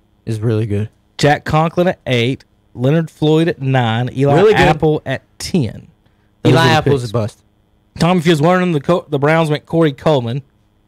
Corey Coleman, wide receiver. He was a wide receiver out of Baylor who I don't even think got off their practice squad. That's not good. He did not translate well to the NFL. They would have done much better picking Sebastian Janikowski in that draft than whoever that was, Corey Coleman. There were 2 wide receivers coming off of that Baylor team that year. Corey Coleman could come out a year before, but the one that was coming out after him, I thought was going to be a sure hit, and he whiffed 2, and that was Katie Cannon. So both wide receivers out of Baylor that I thought were going to be good. Corey Coleman, they couldn't even trade him. They cut him. He went to Buffalo and got cut again. Yeah, like it was bad. It didn't translate. Like, it was just bad. Here's the receivers who went after Coleman in the first round: Fuller, Dotson, and Treadwell. Dotson didn't pan out for us. I'll be honest. Fuller's pretty decent. The other two are not. Sterling Shepard in the second round. I don't really know if I can call him good yet. They passed. He's decent. He plays though. He's better than Corey Coleman. And better than Corey Coleman. How about Michael Thomas in the second round of that draft? I think that one's worked out pretty well. Derrick Henry was in the second round of that draft as well. And Austin Hooper, who they now just got signed. That was 2016. How about 17? In that, Browns won with Myles Garrett, and he beat somebody over the head with a helmet this year. Mitchell Trubisky couldn't beat Duke or NC State, but the Chicago Bears thought he could beat the Packers. Hey, as of right now, he is still the starting quarterback for the Chicago Bears. So as of right now, Chris, would you draft anybody who couldn't beat Duke or NC State? No. Maybe. He'll get beat. Maybe. Solomon Thomas went third. If this was a Chicago show, that would be an excellent debate. What? Whether Foles is going to be Foles is the starter. No. Right now, technically, starter. as of right now, it's still Mitch's team because you don't know which Nick Foles you're going to get. Are you getting Philadelphia Nick Foles, or are you getting the one in Jacksonville? Yeah, but I know which Trubisky I'm getting, and Foles is better. I really don't think Nick Foles outside of Philadelphia is better than Mitch Trubisky. It's the Super Bowl MVP. Outside of Philadelphia, you know his numbers just as good as I do. He's got more playoff wins in 2 seasons than Cam Newton does as his whole career. Oh, here we go with that again. Well, hold on. So in other words, what Hunter's saying is Nick Foles, this generation's Jeff Hostetler, who Phil Simms got injured in the 90 season for the Giants. Not a bad comparison. Hostetler comes in. The Giants end up winning the Super Bowl, and I don't know that Hostetler did a whole lot after that. I think he got traded to the Raiders. Yeah, he went to Oakland. I mean, but my point is, he didn't do a whole lot after that. He played well during the playoff run. Nick Foles had success in Philadelphia under Chip Kelly. Then they moved off of him. He went to the Rams. Got off. Was awful. I mean, he hardly even played a full season. Then he got brought back as a backup. Didn't even start. But to Wentz. But Wentz it's kind of played out for Wentz. And then he goes on this magical 5 or 6 game run. Didn't even ask him to play a full season. And then he gets him to the playoffs again the next year after filling in for a injured Wentz. So it's like outside of Philadelphia. He just got a big contract in Jacksonville. And after the 1 year being there, they're like, dude, we can't. We got to get you out of here. We can't. You're just eating money right now. So. Well, looking at this one, Solomon Thomas 3, Leonard Fournette 4, Corey Davis 5, Jamal Adams 6, Mike Williams 7, Christian McCaffrey 8, John Ross 9, Patty Mahomes 10. How's that John Ross working? Oh, Pat Mahomes at 10. That's a steal. They traded up for him too. They were wild that they didn't take Deshaun, and I'm like, well, I think it was a better draft pick. All right, Panthers fans, should the Panthers have taken Mahomes then? Well, yeah. Okay, it's easy to say that. Because McCaffrey was in 17. They picked 17. They picked McCaffrey 2 spots ahead of Mahomes 2 years ago. But that was 18 then. The pick was 2017 draft. But let me say this. All right. Granted, if we got a crystal ball, then we take Patrick. But other than that, Christian McCaffrey's played better than I thought he was going to. Well, I was about to say, I'm totally satisfied with that draft. I don't like you guys picking him that high at all. But out of the top 10, when the thing about the first round, it's gotten to the point where you can't argue almost about how high as long as you get a player in the first. Because half these people just suck, and we just look at those top 10. And they just to me, it's Mahomes and McCaffrey. That's exactly right. Mahomes, McCaffrey. That's second best player. Yes, second best player out of the top 10 in there was McCaffrey. Huh? Yes. What about the guy that went number 1? Myles Garrett? No. Myles Garrett is good, but Myles Garrett is not. Mahomes and McCaffrey. Myles Garrett has not contributed nearly as much as McCaffrey has for the Carolina Panthers. McCaffrey was this close to breaking Chris Johnson's all-purpose yards in one season this past year, in his third year. And CJ2K was a beast. He can catch a heck of a swing pass. Let's pat him on the back. I tell you what, that's so big. He can catch a heck of a swing pass. He can run between the tackles for his size. Okay, hang on. So, did you not like Marshall Faulk? He was okay, but he's not Chris McCaffrey's not Marshall Faulk. I'll say. Stats wise, Chris, it's pretty close. All right, stats wise, it's pretty close. Stats are neat. Frank Gore's the 3rd leading rusher in NFL history. In yards. Right. So total yards. He's not a top 10 back all the time. Jerome Bettis is in there too. Nobody's saying either one of them two are. The bus? Yes, the bus. Listen, I'm going to say this. Myles Garrett, for what he does, he's very good. but I don't think he's a top 4, top 5 edge rusher in the league, even at his position. Christian McCaffrey could arguably be the first or second best running back in the league just off of the season he just had. Right now, yes. Right now. Now, running backs, they can fall off the cliff. Oh, I know. Quick. I know. Right, but that's what I meant, after last year. Yes. You can argue, it's either what you want with your running back. You want what Zeke does, or do you want what Christian McCaffrey or Alvin Kamara does? If there's more weapons on the team, McCaffrey don't have the numbers he has. The point, the reason McCaffrey got the I'm not going to take away. They got numbers. They got weapons in Dallas, but they still give Zeke the ball. I'm not taking away his rushing yards. What I'm saying about the passing yards is those are check downs and swings. So those aren't. It's not like if they would have, the quarterback and the team would have rather been throwing those passes to a receiver downfield. Well, why didn't they? Is because they couldn't. Well, or the wide receivers aren't good enough. Exactly. So what I'm saying is that Chris, as a defender. Your team. If I'm facing the Panthers or any other team in the world, I want I want you to do what? Check it down to the running back. Every play that you run, that you check down the running back, is a win for my team. Because you'd rather give up 6 yards than 20. I don't. Every defense is like that, and that's what my argument about the Panthers and McCaffrey is. If he was on a team that spread the ball around, if he was in Kansas City, he wouldn't have 1,000 yards receiving. He might still get the 1,000 yards rushing, but that receiving isn't it. So to count that as a positive isn't a positive to me. To count a quarterback's running numbers almost isn't a positive to me, because that's the last ditch effort that a defense wants you to do. A defense would love to go back, drop back, and Cam Newton tuck and run every play, as opposed to throwing the ball. The defense would rather Kyle Allen or Cam throw a swing pass to McCaffrey every play, as opposed to throwing it deep. The receivers kill you. That's the thing, and the defense is.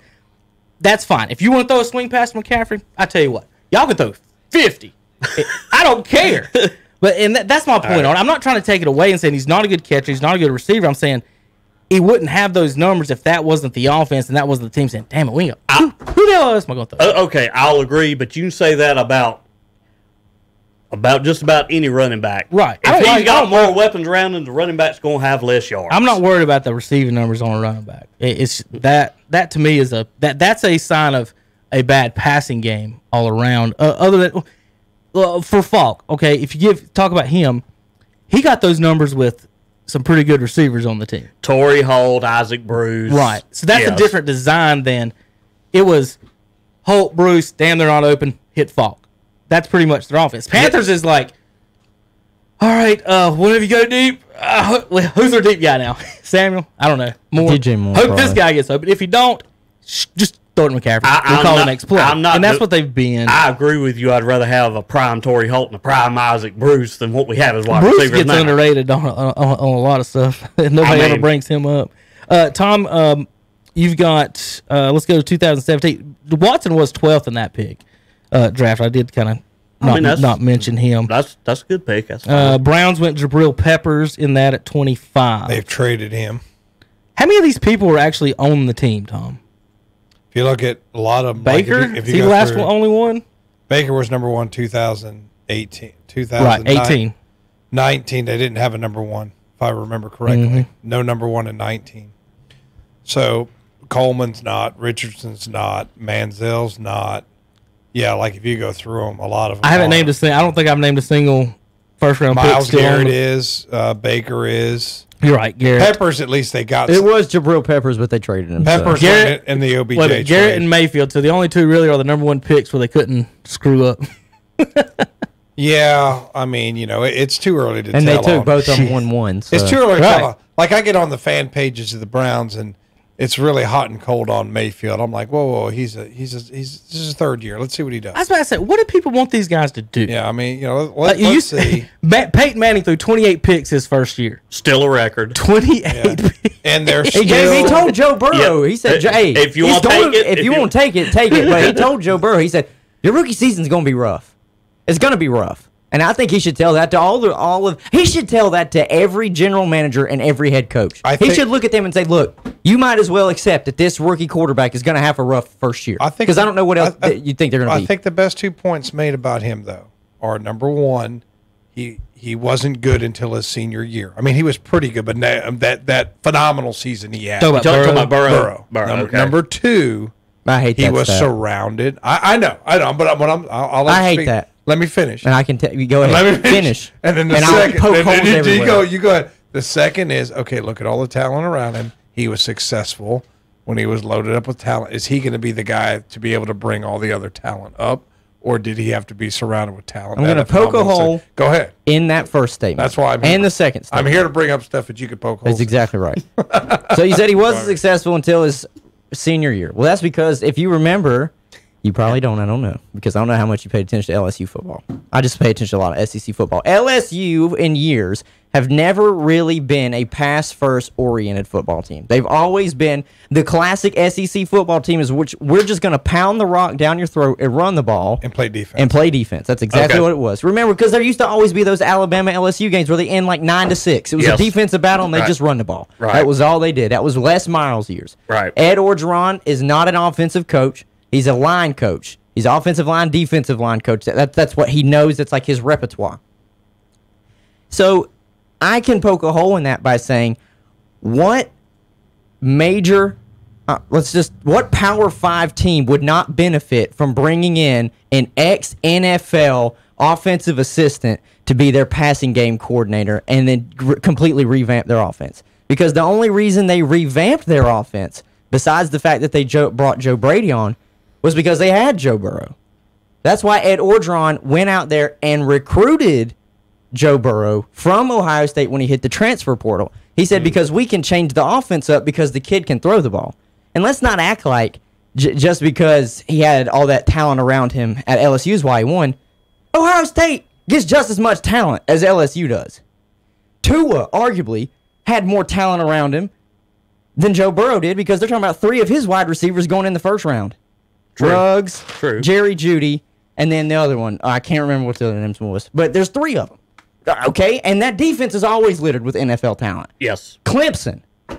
They got talent. They got talent. Yep. And people say Trevor Lawrence should be the #1 pick the next year. So that also knocks out the talent part. So to me, Joe Burrow is 100% draftable, and he's deserving of the #1 pick. Because say Dwayne Haskins doesn't start that year for Ohio State, and they do go with Joe Burrow. You think he can throw for 50 touchdowns with that passing coordinator and those wide receivers that you have at Ohio State? Oh, absolutely. You think Joe Burrow would have that kind of success with Tua or with Alabama? Absolutely. But it had to come down to play calling. So, of course, Joe Brady helped him. I'll admit it. Joe Brady helped him at LSU. That offense helped him at LSU. But what I'm getting at is he had an NFL guy calling passing plays for him. He wasn't even the offensive coordinator. He was the passing coordinator. So he was telling the offensive coordinator what passing plays to call. That's an NFL guy from the NFL working at the college game, and now you're getting ready to just go be around nothing but NFL guys. So if you can do that with an NFL guy in your ear and NFL caliber talent around you, you're getting ready to go play with teams that draft NFL or college all-stars. Like, that's how you get drafted. You're the best in college. It's like less than 1% go pro anyways. Right. So you're playing with nothing but college all-stars and elite talent. It just comes down to coaching and putting it together. I don't think it's going to be, can Joe Burrow elevate him? Is Cincinnati going to fuck this up worse than what they already have? That's just the honest to God truth. I forgot it's the podcast. Yeah, we're not on Saturday morning. Tom's like, oh, shit! No, but listen, that's why Kevin brings me in, because I can get him on these rants like this. He has thought about that. Was a very well articulated argument. Your argument has been said 50 million times. Your argument, that argument has been said 50,000 times by someone I watch and listen to a lot, in Colin. I think Colin Cowherd's very smart, but that's the one thing I will never agree with him on, how Joe Burrow is just a B prospect. To me, Joe Burrow is an A prospect. Doesn't have to be A plus, but Colin Cowherd's like one of those little dolls where you pull the string. It says the same thing over and over again. Remember when we were kids, we had those. That's everybody right now. Yeah, but that's kind of the way he is. Like, Brown's terrible, Cleveland's terrible. But that's why that rant I could go into. It's like I've had this conversation with a buddy of mine because we both agree. It's like, to me, a great comp for Joe Burrow, and Colin said a good comp is Tony Romo. I'm like, okay, that's good. But to me, Joe Burrow is not a strong arm, but more accurate, Matt Ryan. I know it's crazy because he's the MVP, but he's more athletic than Matt Ryan is. He can run up and down the field better than Matt Ryan can. Here's one. He can throw the deep ball great because he was the best deep ball thrower in all of college football last year. Let me throw this little wrinkle at you then, because you probably have a pretty good answer for it. Okay, well, so he's got the tools. He's worked with the NFL guys. He's got the football IQ. I guess is basically what you're talking about. He's working with the he's got the football IQ. He's smart. They basically switched up that offense at LSU to a West Coast offense for his senior year, which we all know most NFL teams want to run the West Coast offense. So say Cincinnati goes 1-15 next year. Is he mentally tough to deal with that? Because that's not something you have to deal with at any time in his career. Oh no, he came out and said he's won everywhere he's been. And that's because and he's going 4-12 next year. That's fine.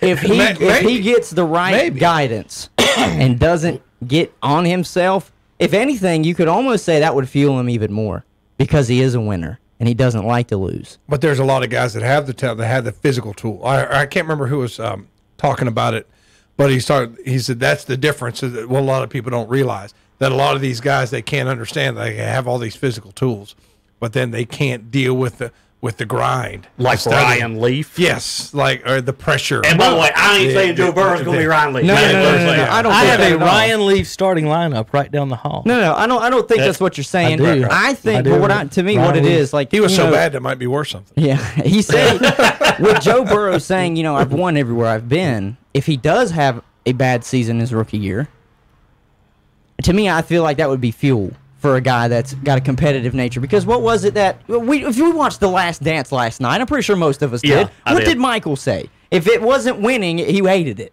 Right. Okay, and if Joe Burrow, I'm not saying he's Michael, I'm not saying he doesn't have Michael's competitiveness, but if he does have an inkling of it, then he's gonna know that, hey, this season can't happen again, and I'm gonna get better, and we're going to try and work this out as a whole. Now, whether the organization can do it, I don't know. No one's ever questioned his work ethic. I've never heard anybody say anything about his work ethic or character, but that's what set him apart. But Michael Jordan. To me, that's why. To me, I feel like that is a weakness that Cam has. Cam had success in high school. Cam won in junior college, national championship in junior college. Won a national championship at Auburn. Yep.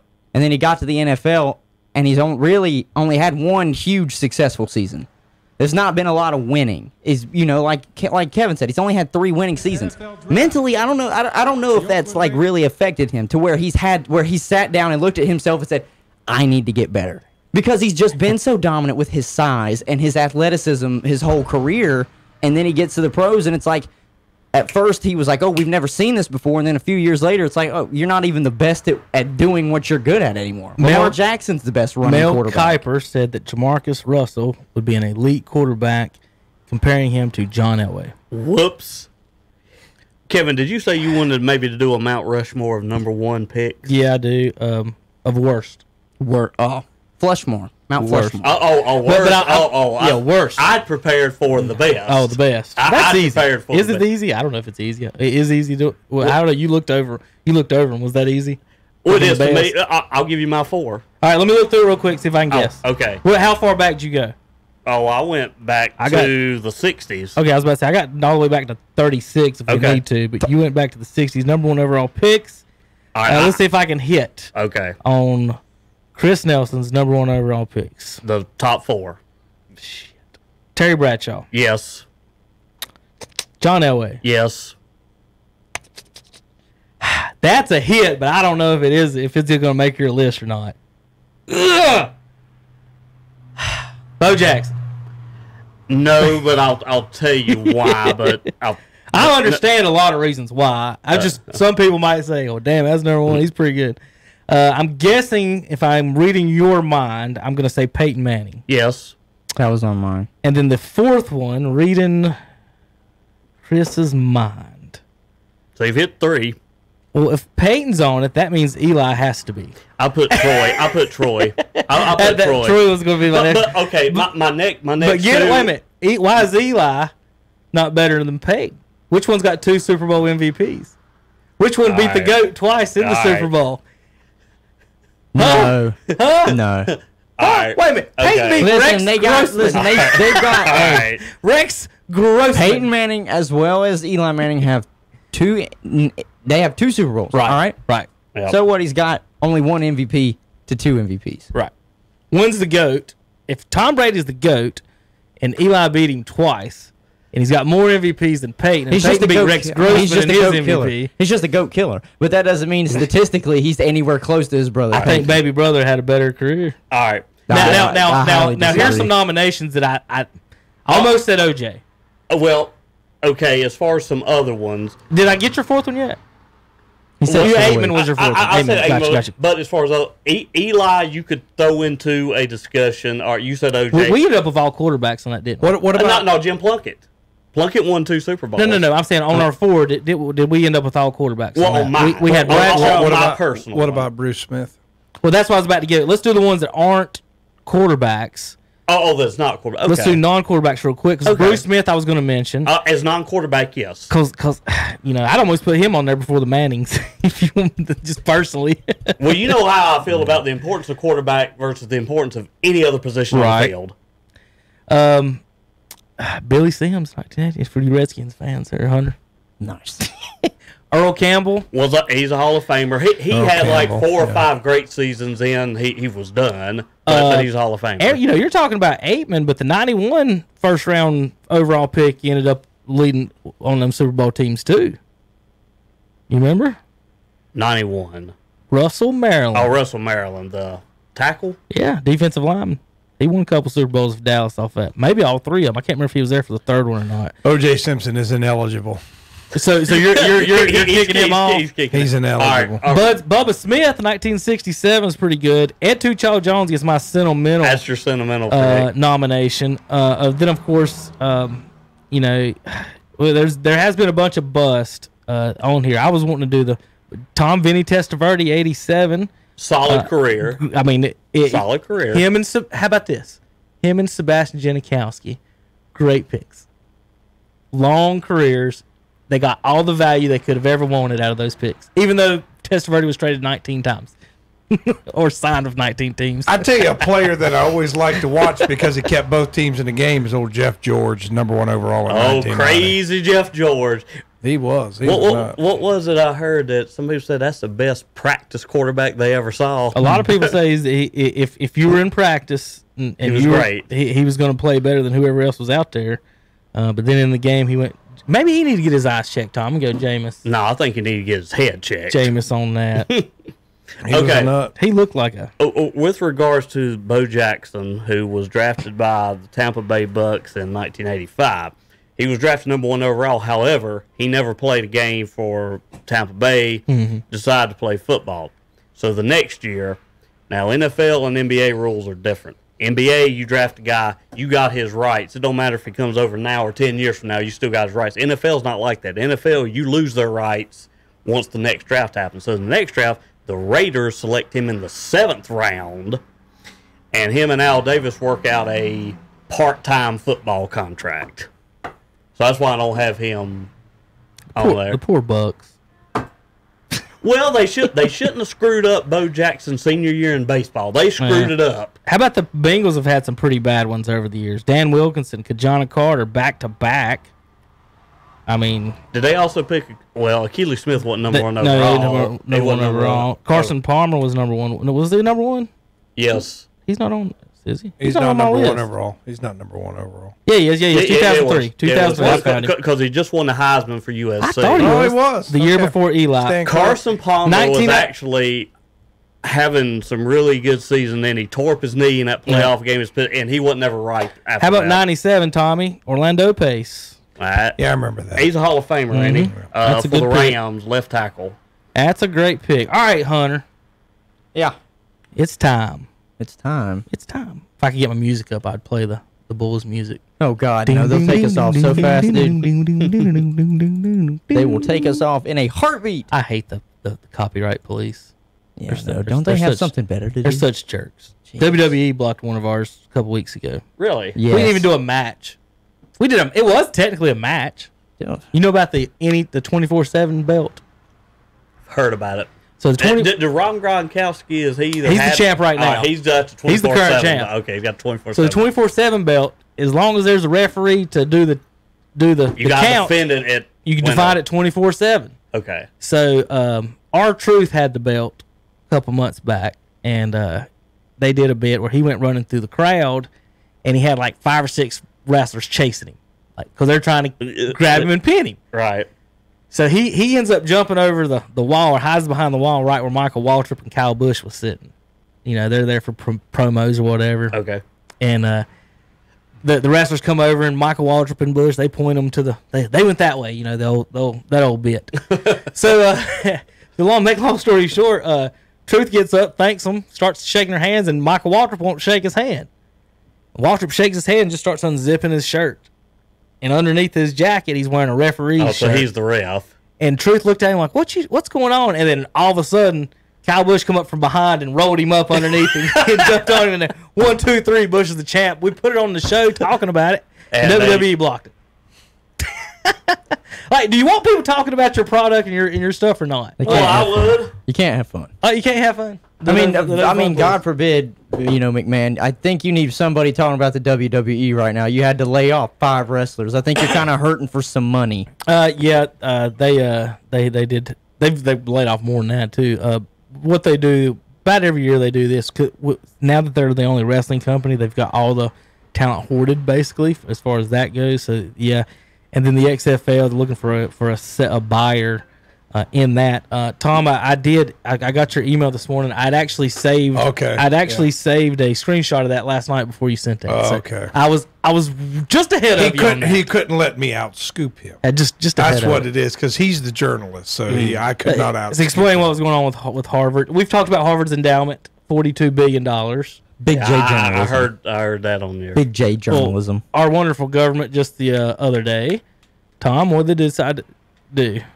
Give them millions of dollars. Millions. In the most recent stimulus package that our wonderful representatives just approved, gave Harvard $9 million. Even though they've got a $42 billion endowment. With a B. Chris, for an example, Vince McMahon put $500 million into the XFL. He wants to sell them.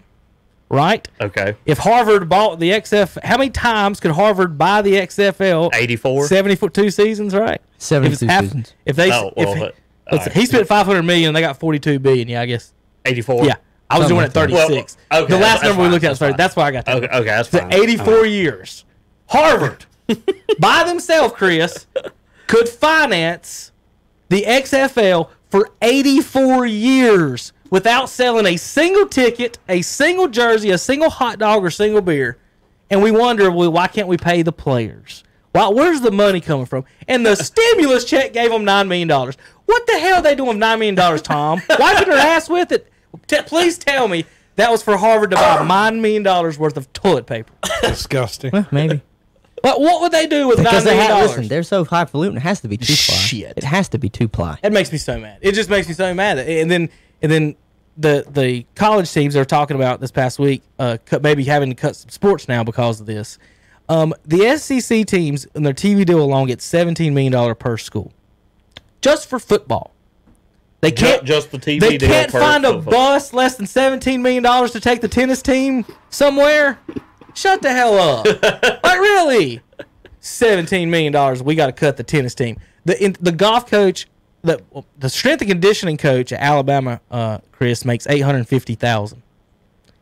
The push-up coach makes $850,000. Hey man, he's training them NFL athletes now. Push-ups. All right, Hunter. The golf coach at Tennessee makes $180,000 a year. See, I don't understand that. Kevin, that's what you should have done. $180,000, Chris. I don't understand. Kevin, that's what you should have done. If someone will hire me, I'll come right now for $50,000. And to play golf every day for $50,000, you pay me $50,000. I'll take it. And these jackasses are making $180,000 and saying, "Well, we're gonna have to cut the women's team." Fuck off. So this is what I heard is that. So anyway, I just it was an you know what I heard? Athletic director Colin was talking about it the other day, and I didn't even know this. In college football, they have to get at least 7 home games in a year at a college university in football to pay for the other, not basketball and not baseball, athletic programs to even be around. They take money that they make from the home games at football and put them to the other game, just so that the other teams can actually have some money. Right. And I'm thinking, why? What? And it's a good point. I mean, Colin made a good point. He said, well, you got to think about it. There's not that many people going to watch a volleyball game. I'm sorry, at a college. Unless it's family and friends, not a lot of people are going. Oh, yeah. So he understands it, but he said, that's the stupidest shit in the world, to be honest. 100%. You're the way that your athletic system is set up is that all your revenue is based off of one program? That's just, he said, these colleges have millions of dollars. He said, I don't understand.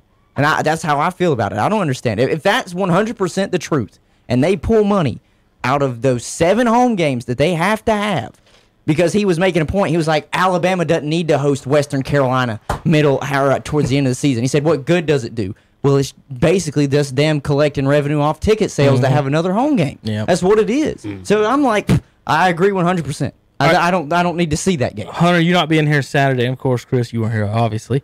Tom and I and Terry, I brought up Terry's biggest pet peeve of the day about paying the players and the new.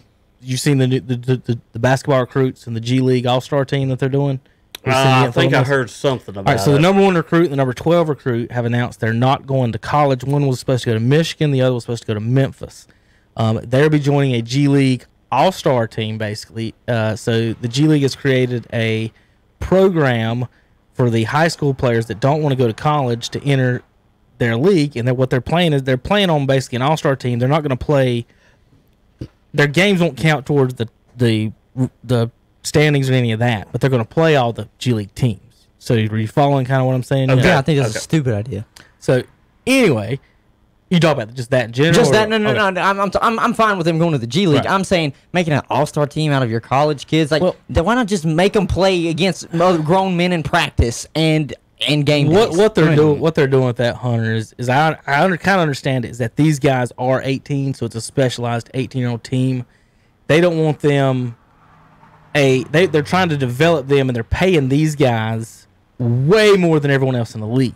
So they don't want them basically mixing and matching with the guys who are getting paid $50,000. Like if I'm paying you $50,000 in practice, you're going up against this $1 million 18-year-old. No, are you not going to go hard on him? I understand that part. So it's kind of a protective because to me, it's like I don't agree with that, because the argument for who's going to be the number 1 overall pick this year in basketball, a name they're bringing up, I know a lot of people don't like his dad, but it's LaMelo. And LaMelo went and played against grown men over in Australia and New Zealand. He was one of the ones mentioned about he's another player that will be eligible for the draft that did it a different way. Yeah, because so Chris, to me, I'm like, why wouldn't you just do that here in America too?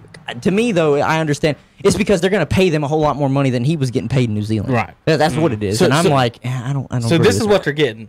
These elite prospects.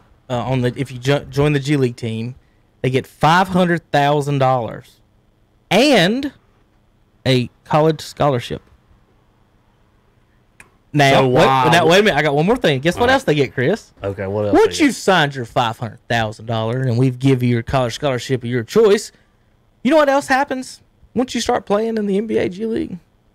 The shoe companies. That kid and the other kids on that team will each be receiving $1 million plus shoe deals. So the kid's choice is to go to Duke, NC State, whatever, eat spaghetti, go to classes, got some pretty cool, probably jumpsuits and tracksuits to wear. Eat ramen noodles. And ramen noodles and spaghetti. Or, Chris, I give you $500,000. If you fail at this basketball thing, you can use that money to pay whatever community college you want to go to. Oh, by the way, Adidas is going to give you $1 million as well. Why would you choose to go to North Carolina or Duke or wherever?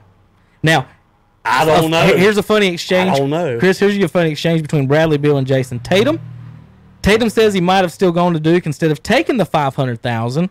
Bradley Beal says, so Duke gave you $600,000?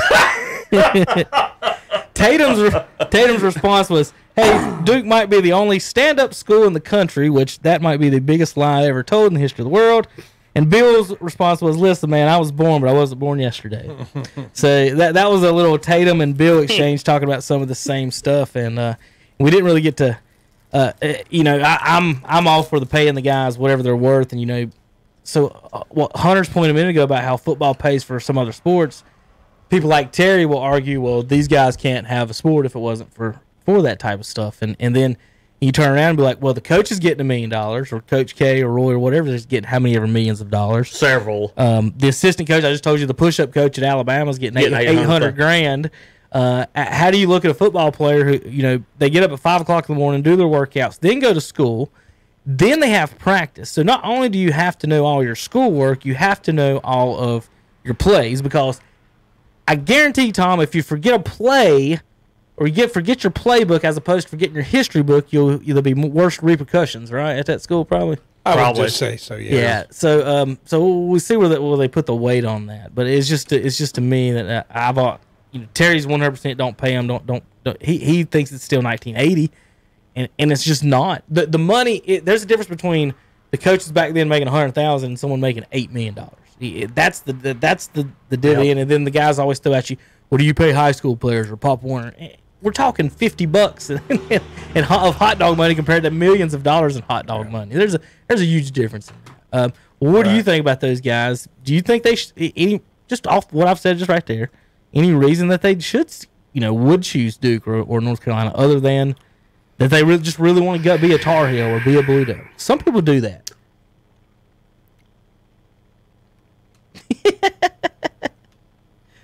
Tough to think, huh? Terry's point was, what was it, that he wouldn't get seen on TV as much, and people wouldn't know who you are. He also tried to say you get better coaching, which I disagree with. Those guys in the G League know how to develop the guys for the pro game. I'm not saying that there's not been guys come out, but I'm saying Krzyzewski and all them, like I said, they're good. They know the game, but they're politicians. They're recruiters. There's not a lot of NBA players flopping, is there? Yeah, like they do at Duke. Yeah, so he's got to be getting better. Oh boy, got to be getting better coaching just from that, right? Yeah, there have been some NBA players who were known for flopping. Yes, there have. There's been a few. I learned it from Coach K. I wish they'd just go play overseas. I just wish America would have liable leagues like XFL and G League where people who aren't the very, very best can go or still earn a living trying to be there. It's either you get paid nothing in college, or you're one of the greatest people in the world and you get millions. There's no in between. Baseball, there's 5,000 leagues. Got single A, double A, triple A, double A, triple A, double A, rookie A, all that. Then independent leagues. Like there's so many ways to play baseball in America. But basketball and football, once you're done, you're done. I don't know. That aggravates me a lot on that end. Well, part of the problem with football versus basketball is Hunter said in basketball, let's say you're not good enough to be in the NBA, but you're a good player. You make plenty of money overseas. You can make a lot of money. You can make a lot.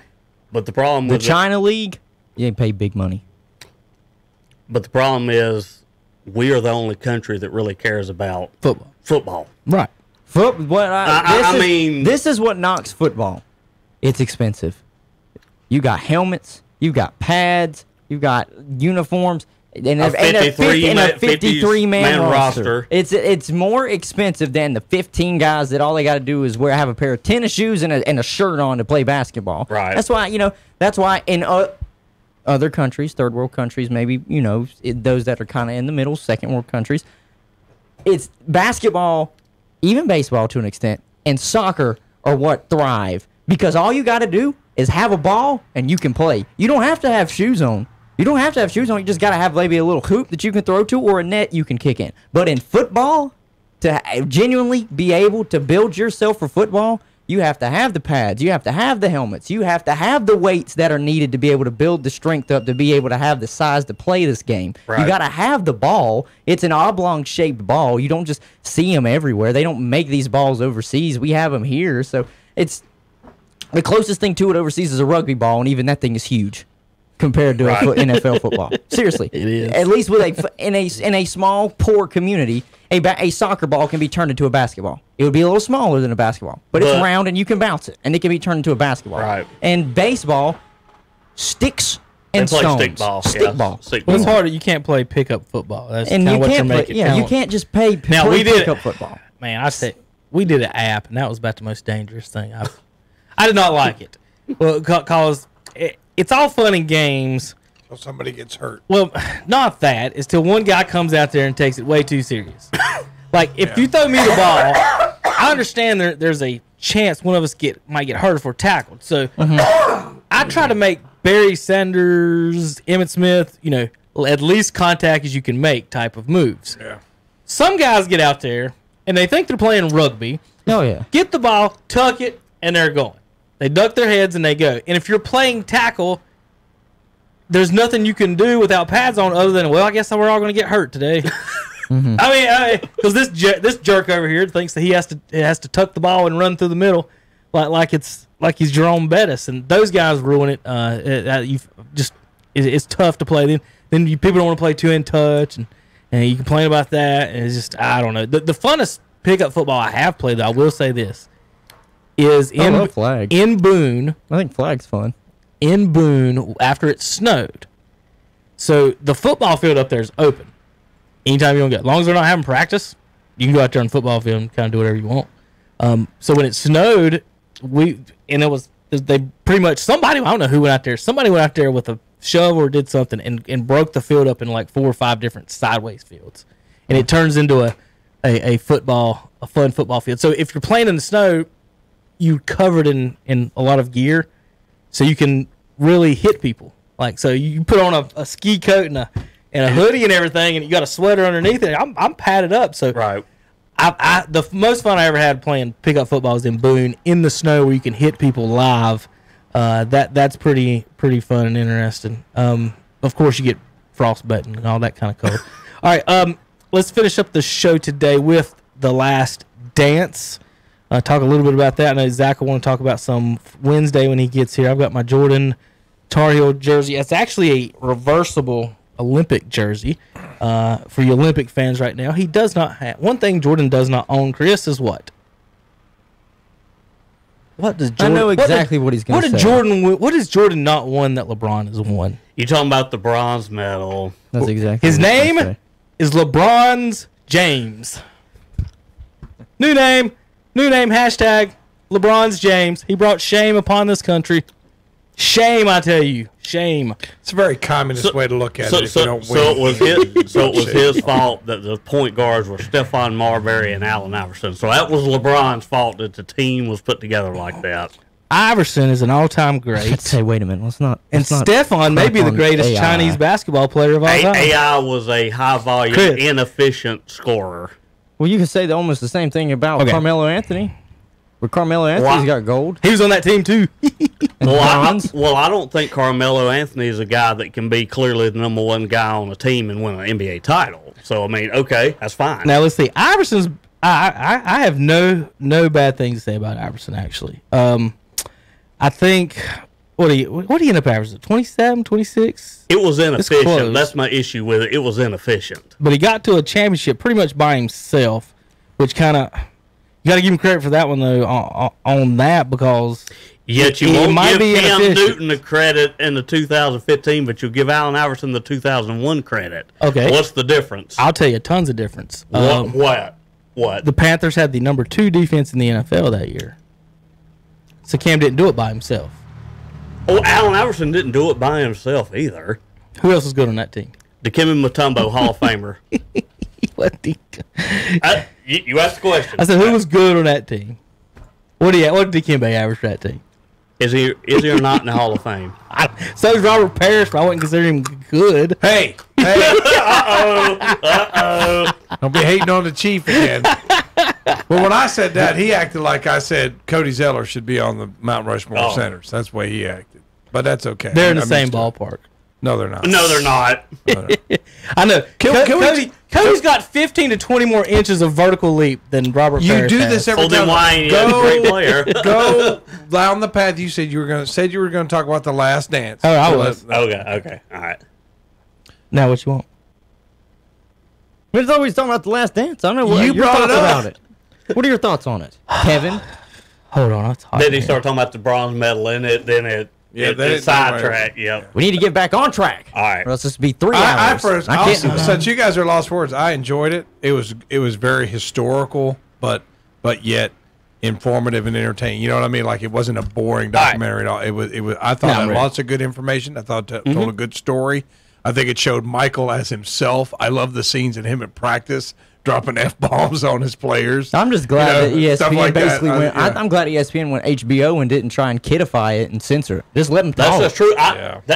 When they dropped that first F-bomb, I said, what? So when are they allowed to drop F-bombs on ESPN? That's what I'm surprised. They've always been able to. It's cable. You're paying for it. They just but still, but it's different. There's like tiers of cable here. There's like not anymore. Not anymore. Oh, really? So when I was reading, they can just do whatever they want. I real quick, thank God. Real quick, Chris. I was looking down through these. People give Chamberlain and Russell, and then we'll talk about them. But when someone says Pete Maravich, it's like he don't count. He played pretty much the same time they did, didn't he? They're in the 70s. Pete Maravich was another high volume, inefficient scorer. He averaged 24 a game that was in the NBA. He did. That was 24 overall. 24.24. Iverson was is 7th all time. Top 10 is Jordan, Chamberlain, Baylor, LeBron, Jerry West, Kevin Durant, Allen Iverson, Bob Pettit, the Big O, Oscar Robertson, and George Gervin, who was part of that garbage Bulls team.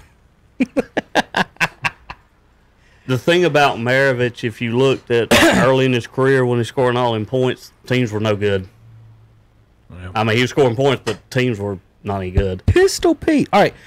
What I had from that last night, and Hunter, we talked about it a few weeks ago. Mm-hmm. And the thing that they really brought out in the first episode is how, and I tried to explain it to you a few weeks ago, and how you kids today would just lose your ever-loving minds if what happened to Jordan happened to, say, LeBron or Durant or one of these other guys. The GMs and them forcing them out like that. And it's insane. It has to be insane to the people that didn't know that. You mean the GM wanted to get rid of Michael Jordan and Pippen because he thought he was so smart he could. The more I watched that, the more I hated that guy. And then what's weird about all of it is that as much as you hate Jerry Krause and how he acted and did things, at any point, Jerry Reinsdorf could have fired Jerry Krause. Right. Yeah. And that's the point I heard every this decision morning. he made. And that's the point I heard. That's the weird thing. Is that Reinsdorf is getting a pass and maybe he shouldn't. Right. I 100% on that, because you can easily say, like Reinsdorf said, I told Scotty he shouldn't have signed the deal. Then don't offer it to him, you jackwagon. What do you mean you told him? Just them breaking them up. I remember this clear as day going to that scene. Like, I just can't believe that Jerry Krause is going to do this. And this is, like what is... And they ain't been back to the finals since 98. Haven't been back? Had they ever been before? Did they make it in the 70s? No. I didn't think they had. So the only success that team has ever had was with Michael Jordan. In 1980, they said the indoor soccer team outdrew. Yep, that's right. And that tells you how low the franchise was until Jordan. And for you to tell a coach, I don't care if you go 82-0, you're not coming back. That's the ridiculous. This is the most ridiculous thing I've ever heard in my life. I want you to think about that. He told Phil Jackson, "Yep, you go 82-0, and you're not coming back after 5 titles." After 5 titles, and if he had a little magical crystal ball, do you think he would do that if he saw in the future that Phil Jackson would win another 5 championships with LA, with the Lakers? Yep. So he's got 11 titles that could have been in Chicago. We were robbed of so. All right, Jordan won 6 championships in 13 years, basically, and we were robbed of so many years because of Krause and him going to baseball. And whether or not they would have won, you missed the opportunity to see 7 championships in a row. 8, maybe 8, maybe 10, 9, maybe 10, maybe 9. Because here's why I say you got to maybe think 9. about everybody else that was there. Well, okay, so they won 91, 92, 93. Now, in 94, without Jordan, they won like 55 games. Pippen was top 3 in MVP, and they lost a close 7-game series to the Knicks, who barely lost to Houston. And so if Jordan doesn't take his little vacation, baseball, whatever, let's say they win 94. Now, in 95, Horace Grant leaves as a free agent and goes to Orlando. Now, they would have had to replace Horace Grant with somebody of some substance. Would he have left with Jordan there? Because wasn't that a free agent? Was that a free agent? It was a free agent because Shaq and Penny, they wanted they wanted. But my question is, would Horace have left, or would the Jerrys have forced him out of there? I don't know if I've ever seen a comment on any of those. I don't know. I'm saying, like, I don't know if the 95 team, without Horace Grant and without, now 96, summer 95, they add Rodman, win 72 games. But I'm saying without Grant, that 95 would have been iffy if they didn't add anybody. But okay, so they get Rodman, win 96, win 97, win 98. I mean, they could have won again 99. Now I will say this. By 98, Pippen was in a little bit of a decline. I think Rodman was past his prime. Now, Jordan still won the MVP in 98. He led the league in scoring, too, in 98. Yeah. All right, Jordan still drove. I'm saying Pippen and Rodman were starting to decline. They still had Kukoc. Oh, yeah. So Rodman was old when he got there. Right. He had one job. Go get Michael's misses.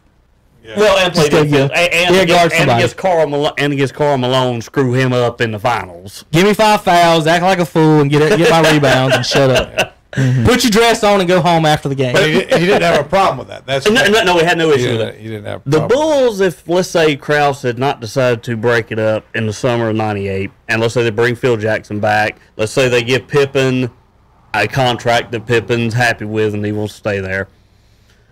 They still might have needed to make a minor move to get a little youth in, because that was starting to become an old team. But I can't think of another. There's not a real good other comp for a team that's been a dynasty, and all of a sudden you say, "Oh, y'all go away." The only thing that's, and this isn't really the same thing, is after winning 4 out of 5 years. The National Hockey League titles that they traded Gretzky. Yeah. But that's only. He wanted that though. Well, see that was a little different. It's not like they said Gretzky and Messier and whoever, like, oh, y'all. We've never had an organization win the championships and then want to blow it up. Like they almost always try to keep everybody together. It would have been the Golden State Warriors if they would have won it this past year. What if their front office saying Kevin Durant, we're going to move you, instead of Kevin Durant saying I'm moving myself. And we're trading Curry, and we're trading Thompson. And well, they'd be like, well, Clay's hurt, so he's probably not coming back. Kevin, he's still there, but Curry, he's had ankle problems. He got hurt this year too. Listen, they just blow it up, and we would rather have. Lose for 25 straight years. They essentially did that this year, just it wasn't the GM that moved Kevin. It was Kevin who moved himself. And how many wins did they end up with? They barely won like 20. Led by the Draymond triple single. Okay. That's what Charles Barkley says, the triple single. Do you know who look at the box score of that last game Jordan played against the Jazz. This will surprise people. I've seen this plenty of times. What's that? Who's the second leading scorer in that game, Chris? Well, all right. I'm not looking, so let me think through this logically. Pippen got hurt early in the game, so it ain't him. He ended up with 8 points. Yeah, in Jordan's final championship game. He was 4 of 7. He got hurt from the field. He played 26 minutes in the game. Well, let's see. There's only one other person that can score. Tony Kukoc? Yeah. Tony Kukoc? He had 15. Okay. Jordan had 45. Oh, I knew he would. 45. Hey, you know what, guys? Pippen's hurt. Kukoc is left-handed. I'll drop 45. I'll tell you what. Those first 2 episodes brought some great quotes. I mean, some great quotes. Well, you want to go shooting the layup line with us? Yeah. that was funny. So we're going to have to lower the rim. Yeah, that was funny. To lower the rim. They hated him. God, you saw that. Well, I mean, he deserved. I'm sorry. No, I knew it then. I remember all that. I tried to tell you. I couldn't explain it. How bad it really was, and how insanely stupid we'll never it all was. We will never have that. The only thing I almost wish Jordan and Phil and them would have been like, well, if you don't want us here, we're gonna go somewhere else. I just really wish they would have went somewhere else. Yeah. And just why would they be so set on Chicago? Like, why didn't 99 they just say, all right, Phil and Michael, we're going to go play in Charlotte? The closest thing so far that has been, like, with any superstar today is basically what just happened in New England. Essentially, Bill Belichick was actively, and has actively for years when he started getting with Jimmy Garoppolo, actively trying to push his best player and arguably the greatest quarterback of all time out. And the only other one I could say in the basketball world would be the first time LeBron left Cleveland, when Dan Gilbert basically came out and basically excommunicated himself and trash talked LeBron, and they all started burning his jersey and whatnot, because they were basically upset that he chose somebody else over them. And I'm guessing Bulls fans then were mad at the front office because they were choosing somebody else over the greatness that was the team that it was. But other than that, no, we've not seen anything like that. Today, if a general manager said anything in a press conference about possibly moving a star player, the owner is going to call him to the office and say, look, you're going to repeal everything you just said or you're fired. 100%. Because I don't need this mess at my front door. Why did Reinsdorf let Krause do that? Why? I think, see what you think. Does he just look, in the way he acts, is it just he's extremely cheap? Reinsdorf seems like a cheapskate. The thing that made me think they didn't want to pay Jordan. They didn't want to give Jordan that money. Here's the quote that made me think he's a real cheapskate. When Pippen had arguably become the second or third best player in the NBA. I mean, whoever you blah, blah, blah. Okay, all right. You signed a contract, get out of my office. Yeah, he said, you signed it, don't come back. That's not the way it works. I mean, if you want somebody to be happy, you got to pay him. I mean, I hate to make this analogy, but when you go in and somebody's getting paid minimum wage to do something for you, do they do a very good job? They're not getting paid very much, right? They're not. And I think that's kind of, now on a different scale, of course, you might say, well, he's already, but when he knows he's worth a whole lot more, and you basically say, well, screw you, you signed a contract so many years ago. It came off as Michael backing the owners up, though, because Michael said Scotty knew that he wouldn't renegotiate, so he shouldn't have signed the contract. So Michael obviously, from the things he said, he didn't give a crap how much Scottie Pippen was paid. Just get your ass on the floor, and that's why from his comments, that's what he was saying. Michael was like, "That's your contract. Get out there." That's what he was mad at him when he wouldn't rehab in the summer, like he said. I'm going to take my time, and I don't like Pippen. I don't blame him. I don't think he should have cussed out the general manager on the bus in front of everybody. But I'd say I don't blame him for what he did. The compromise could have been on that. Okay, so obviously at some point during the contract, Pippen outperformed based on the quick acceleration of salaries. Well, here's the compromise. Go ahead and offer him a nice big extension. Say, okay, technically you only get 2.8 or whatever this year, but then next year and the year after you get guaranteed $15 million a year. And that way you're still on your contract, but you get an extension that you're happy with. There's the compromise. Yeah. You could have done that. You could, but you know, their plan was to move off of him anyways after the season, so they really didn't care. He was basically just there for that 1 year to try and help them get 6, and then when it was over, he basically was under the same clause that Phil Jackson was. I don't care how many games you win, and if you win the championship, when the season's over, we're blowing it up. And what's funny is, I mean, Jerry Krause, okay, so he brought in Phil Jackson's assistant coach. He traded for Pippen, drafted Horace Grant, traded Oakley for Cartwright, traded for Rodman, got Tony Kukoc. Those are all good moves. But why are you going to go out like that? Doesn't make any sense. Yeah, you know, Reinsdorf, out of some of the stuff that he said, he made a really good point. He said, at the end of the day, you know, this team couldn't have won championships without Krause, because he did help put the team together with some of the picks that he made and the moves that he made. But he ended up shooting himself in the foot in the end. For no reason. For no reason. For really no reason. I will tell you, I'll defend Krause in this one bit as a GM in the NBA rosters. He wanted to trade Pippen. And they said a couple of times he had deals, and that was Pippen's last year of his contract. And Reinsdorf wouldn't let him. The best thing for the team would have been to trade Pippen, because then you wouldn't have lost him for nothing, like Charlotte did with Kemba this year. Now, would that have led to a championship? Maybe, maybe not. Depends on who you get back. Right. Depends on who you get back. But the fact of the matter is that Pippen kind of screwed the Bulls back with the fact that they didn't trade him, and he ended up being able to walk without that. So it worked out for him, kind of Pippen like screwing the Bulls back that way. But I just wish that, you know, maybe Michael and them could have found a different team or worked something out somewhere else to where, like just think about the silliness of it. We had two just dumb, silly retirements of Jordan while in his championship years. Yep. And really for no reason, that two reasons we didn't have to have, and it's just weird. He still won 6 championships. God Almighty, 6 Finals MVPs, two three-peats. There's only been one other three-peat, right? Lakers. You talking about since then? Mm-hmm. Yeah.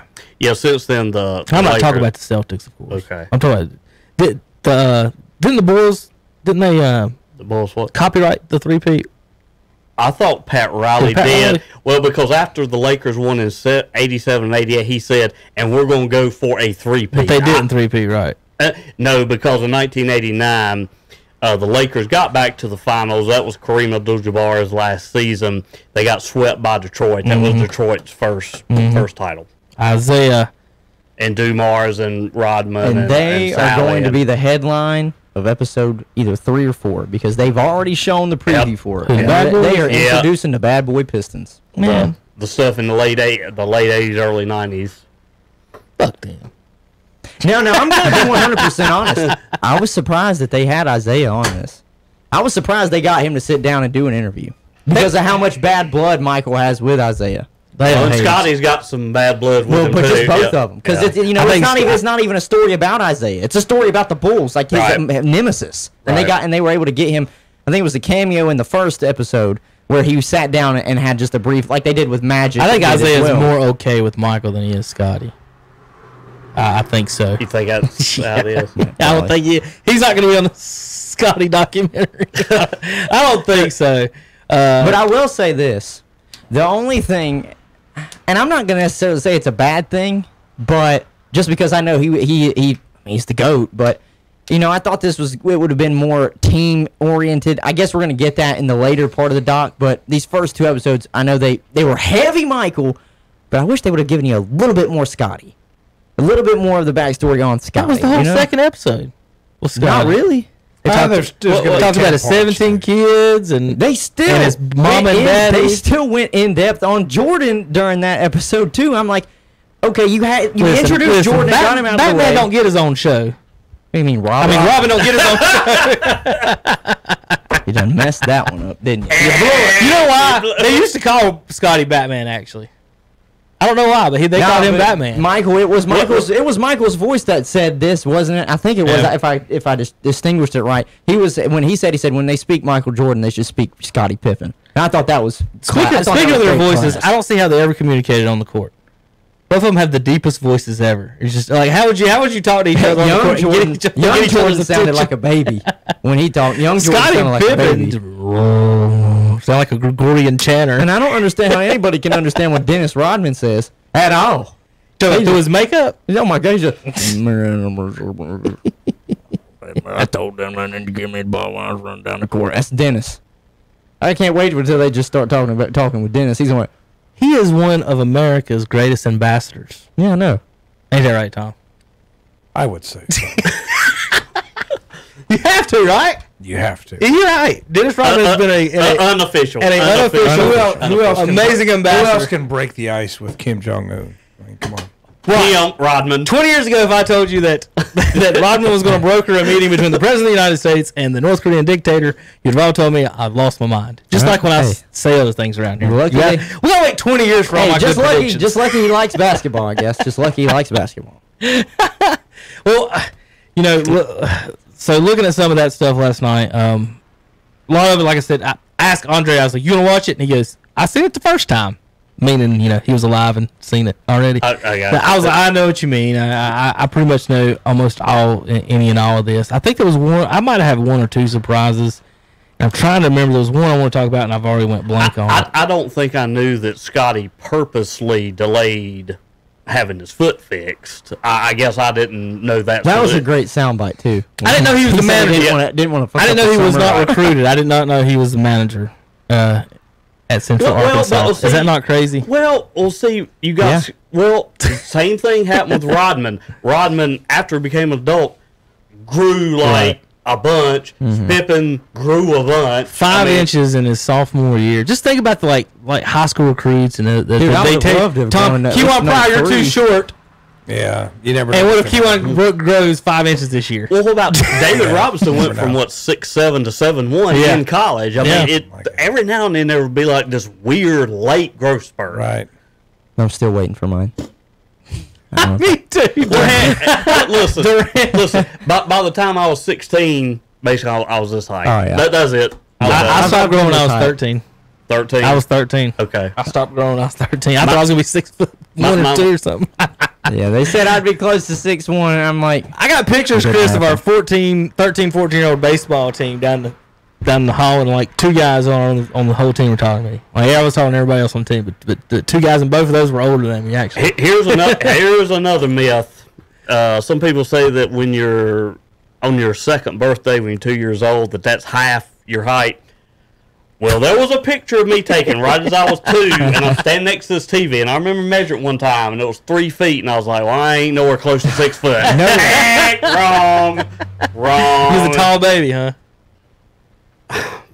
must have been. I don't know, but Must have been. All right, Tom, we haven't seen any Cleveland Cavaliers brought up into the Jordan documentary yet. Was you on your edge waiting on that? They brought up Cleveland the one time little where bit. Cleveland had beaten them when Pippen wasn't playing, Right. and Cleveland beat them like 25 points. So I saw a little bit there.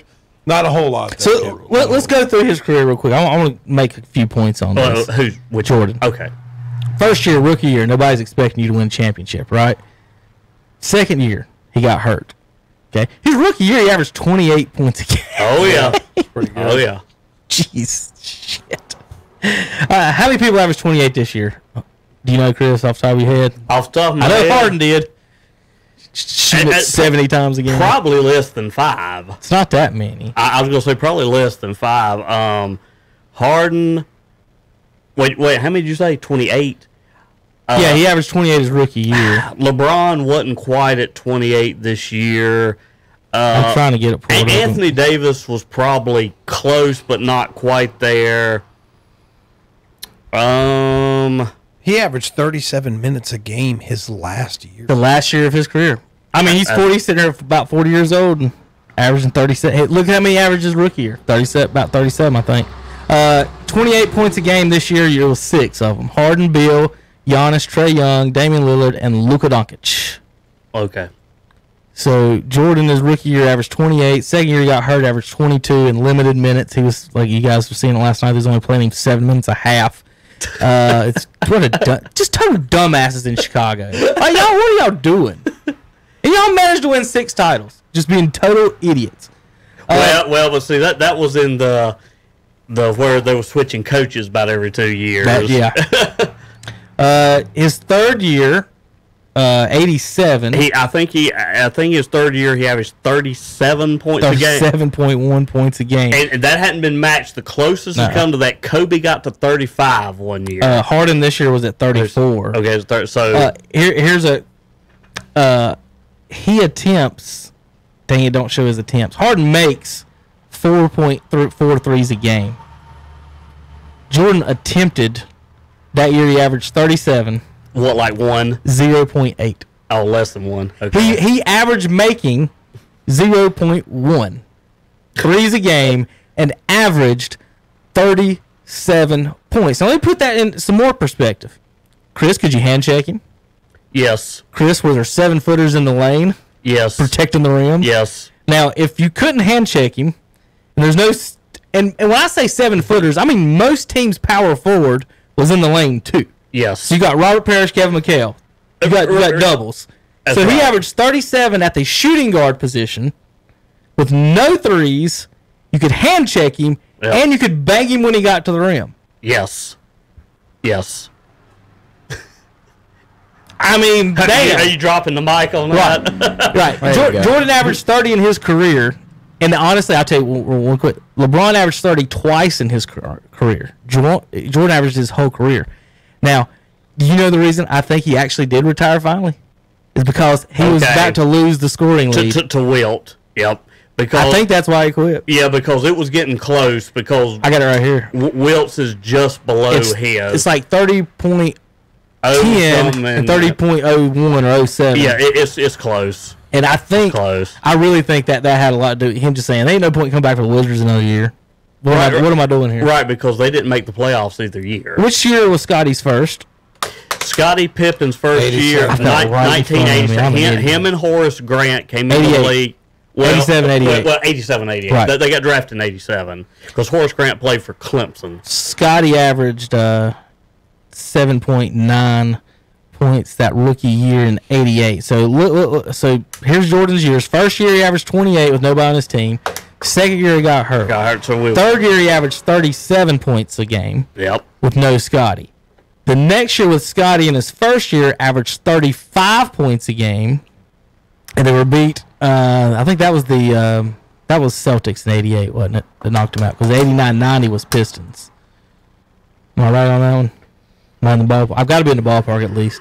Seems like that. 89-90, he averaged 32 and 33. He got beat by the Pistons those 2 years. So Scottie Pippen, first 3 years, Jordan averaged 35, 32, and 33 with Pippen in the lineup. They got beat by the eventual champions in the Pistons in two of those 3 years. Who won in '88? Lakers?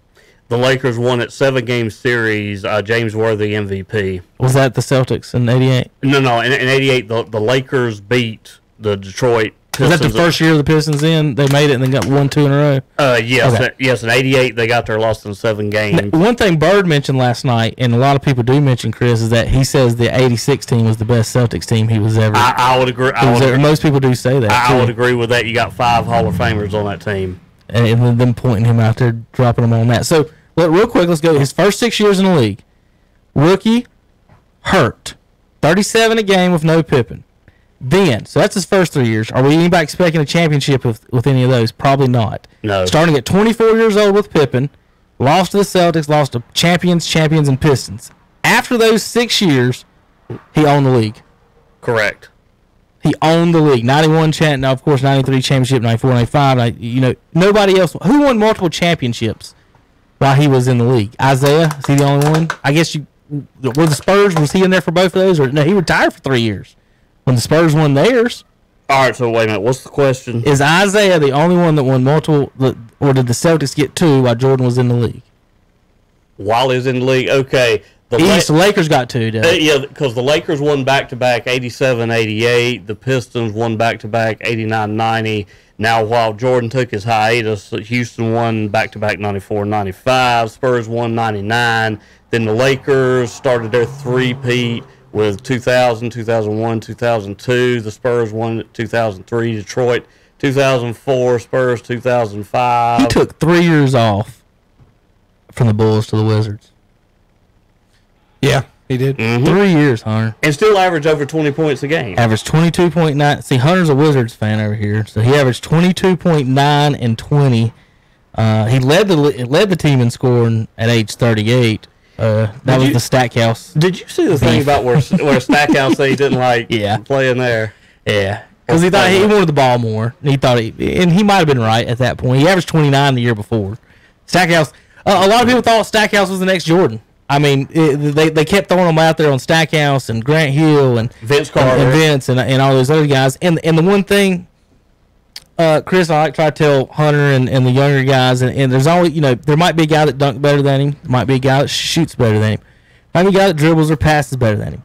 But there ain't nobody that does all of it better than him. It's like you're 9.5 across the board, 10, whatever you want to rate him. But, you might say Dominique dunked better than him. Vince Carter, greatest dunker ever. But Jordan made a change there with Phil and Scotty in the early 90s. He dropped from 37, 35 down to 30, 32, 33. And they won title. And they started winning by letting someone else score a little bit. He wasn't giving up much. And the fact is Pippen and Grant got better, especially Pippen. They got better. Tom, anything you're looking forward to or No, I'm looking forward to the draft. Thinking about I was talking about with the Jordan Bulls. Oh, I'm sorry. The documentary still, sorry. Oh, I'm sorry. No, I'm just, it's just coming back to me. I guess I haven't thought about it in so long. Like, man, Jerry Krause, I ain't thought about him in a while. What a jackwagon. And all the stuff that was happening. I remember when Jordan got hurt, man, I hadn't thought about that in a while. That his second year, basically. And I didn't really get into the about how he was hurt and how they were actually having a back and forth about that, about when, arguing about, I'm ready to come back. No, you're not.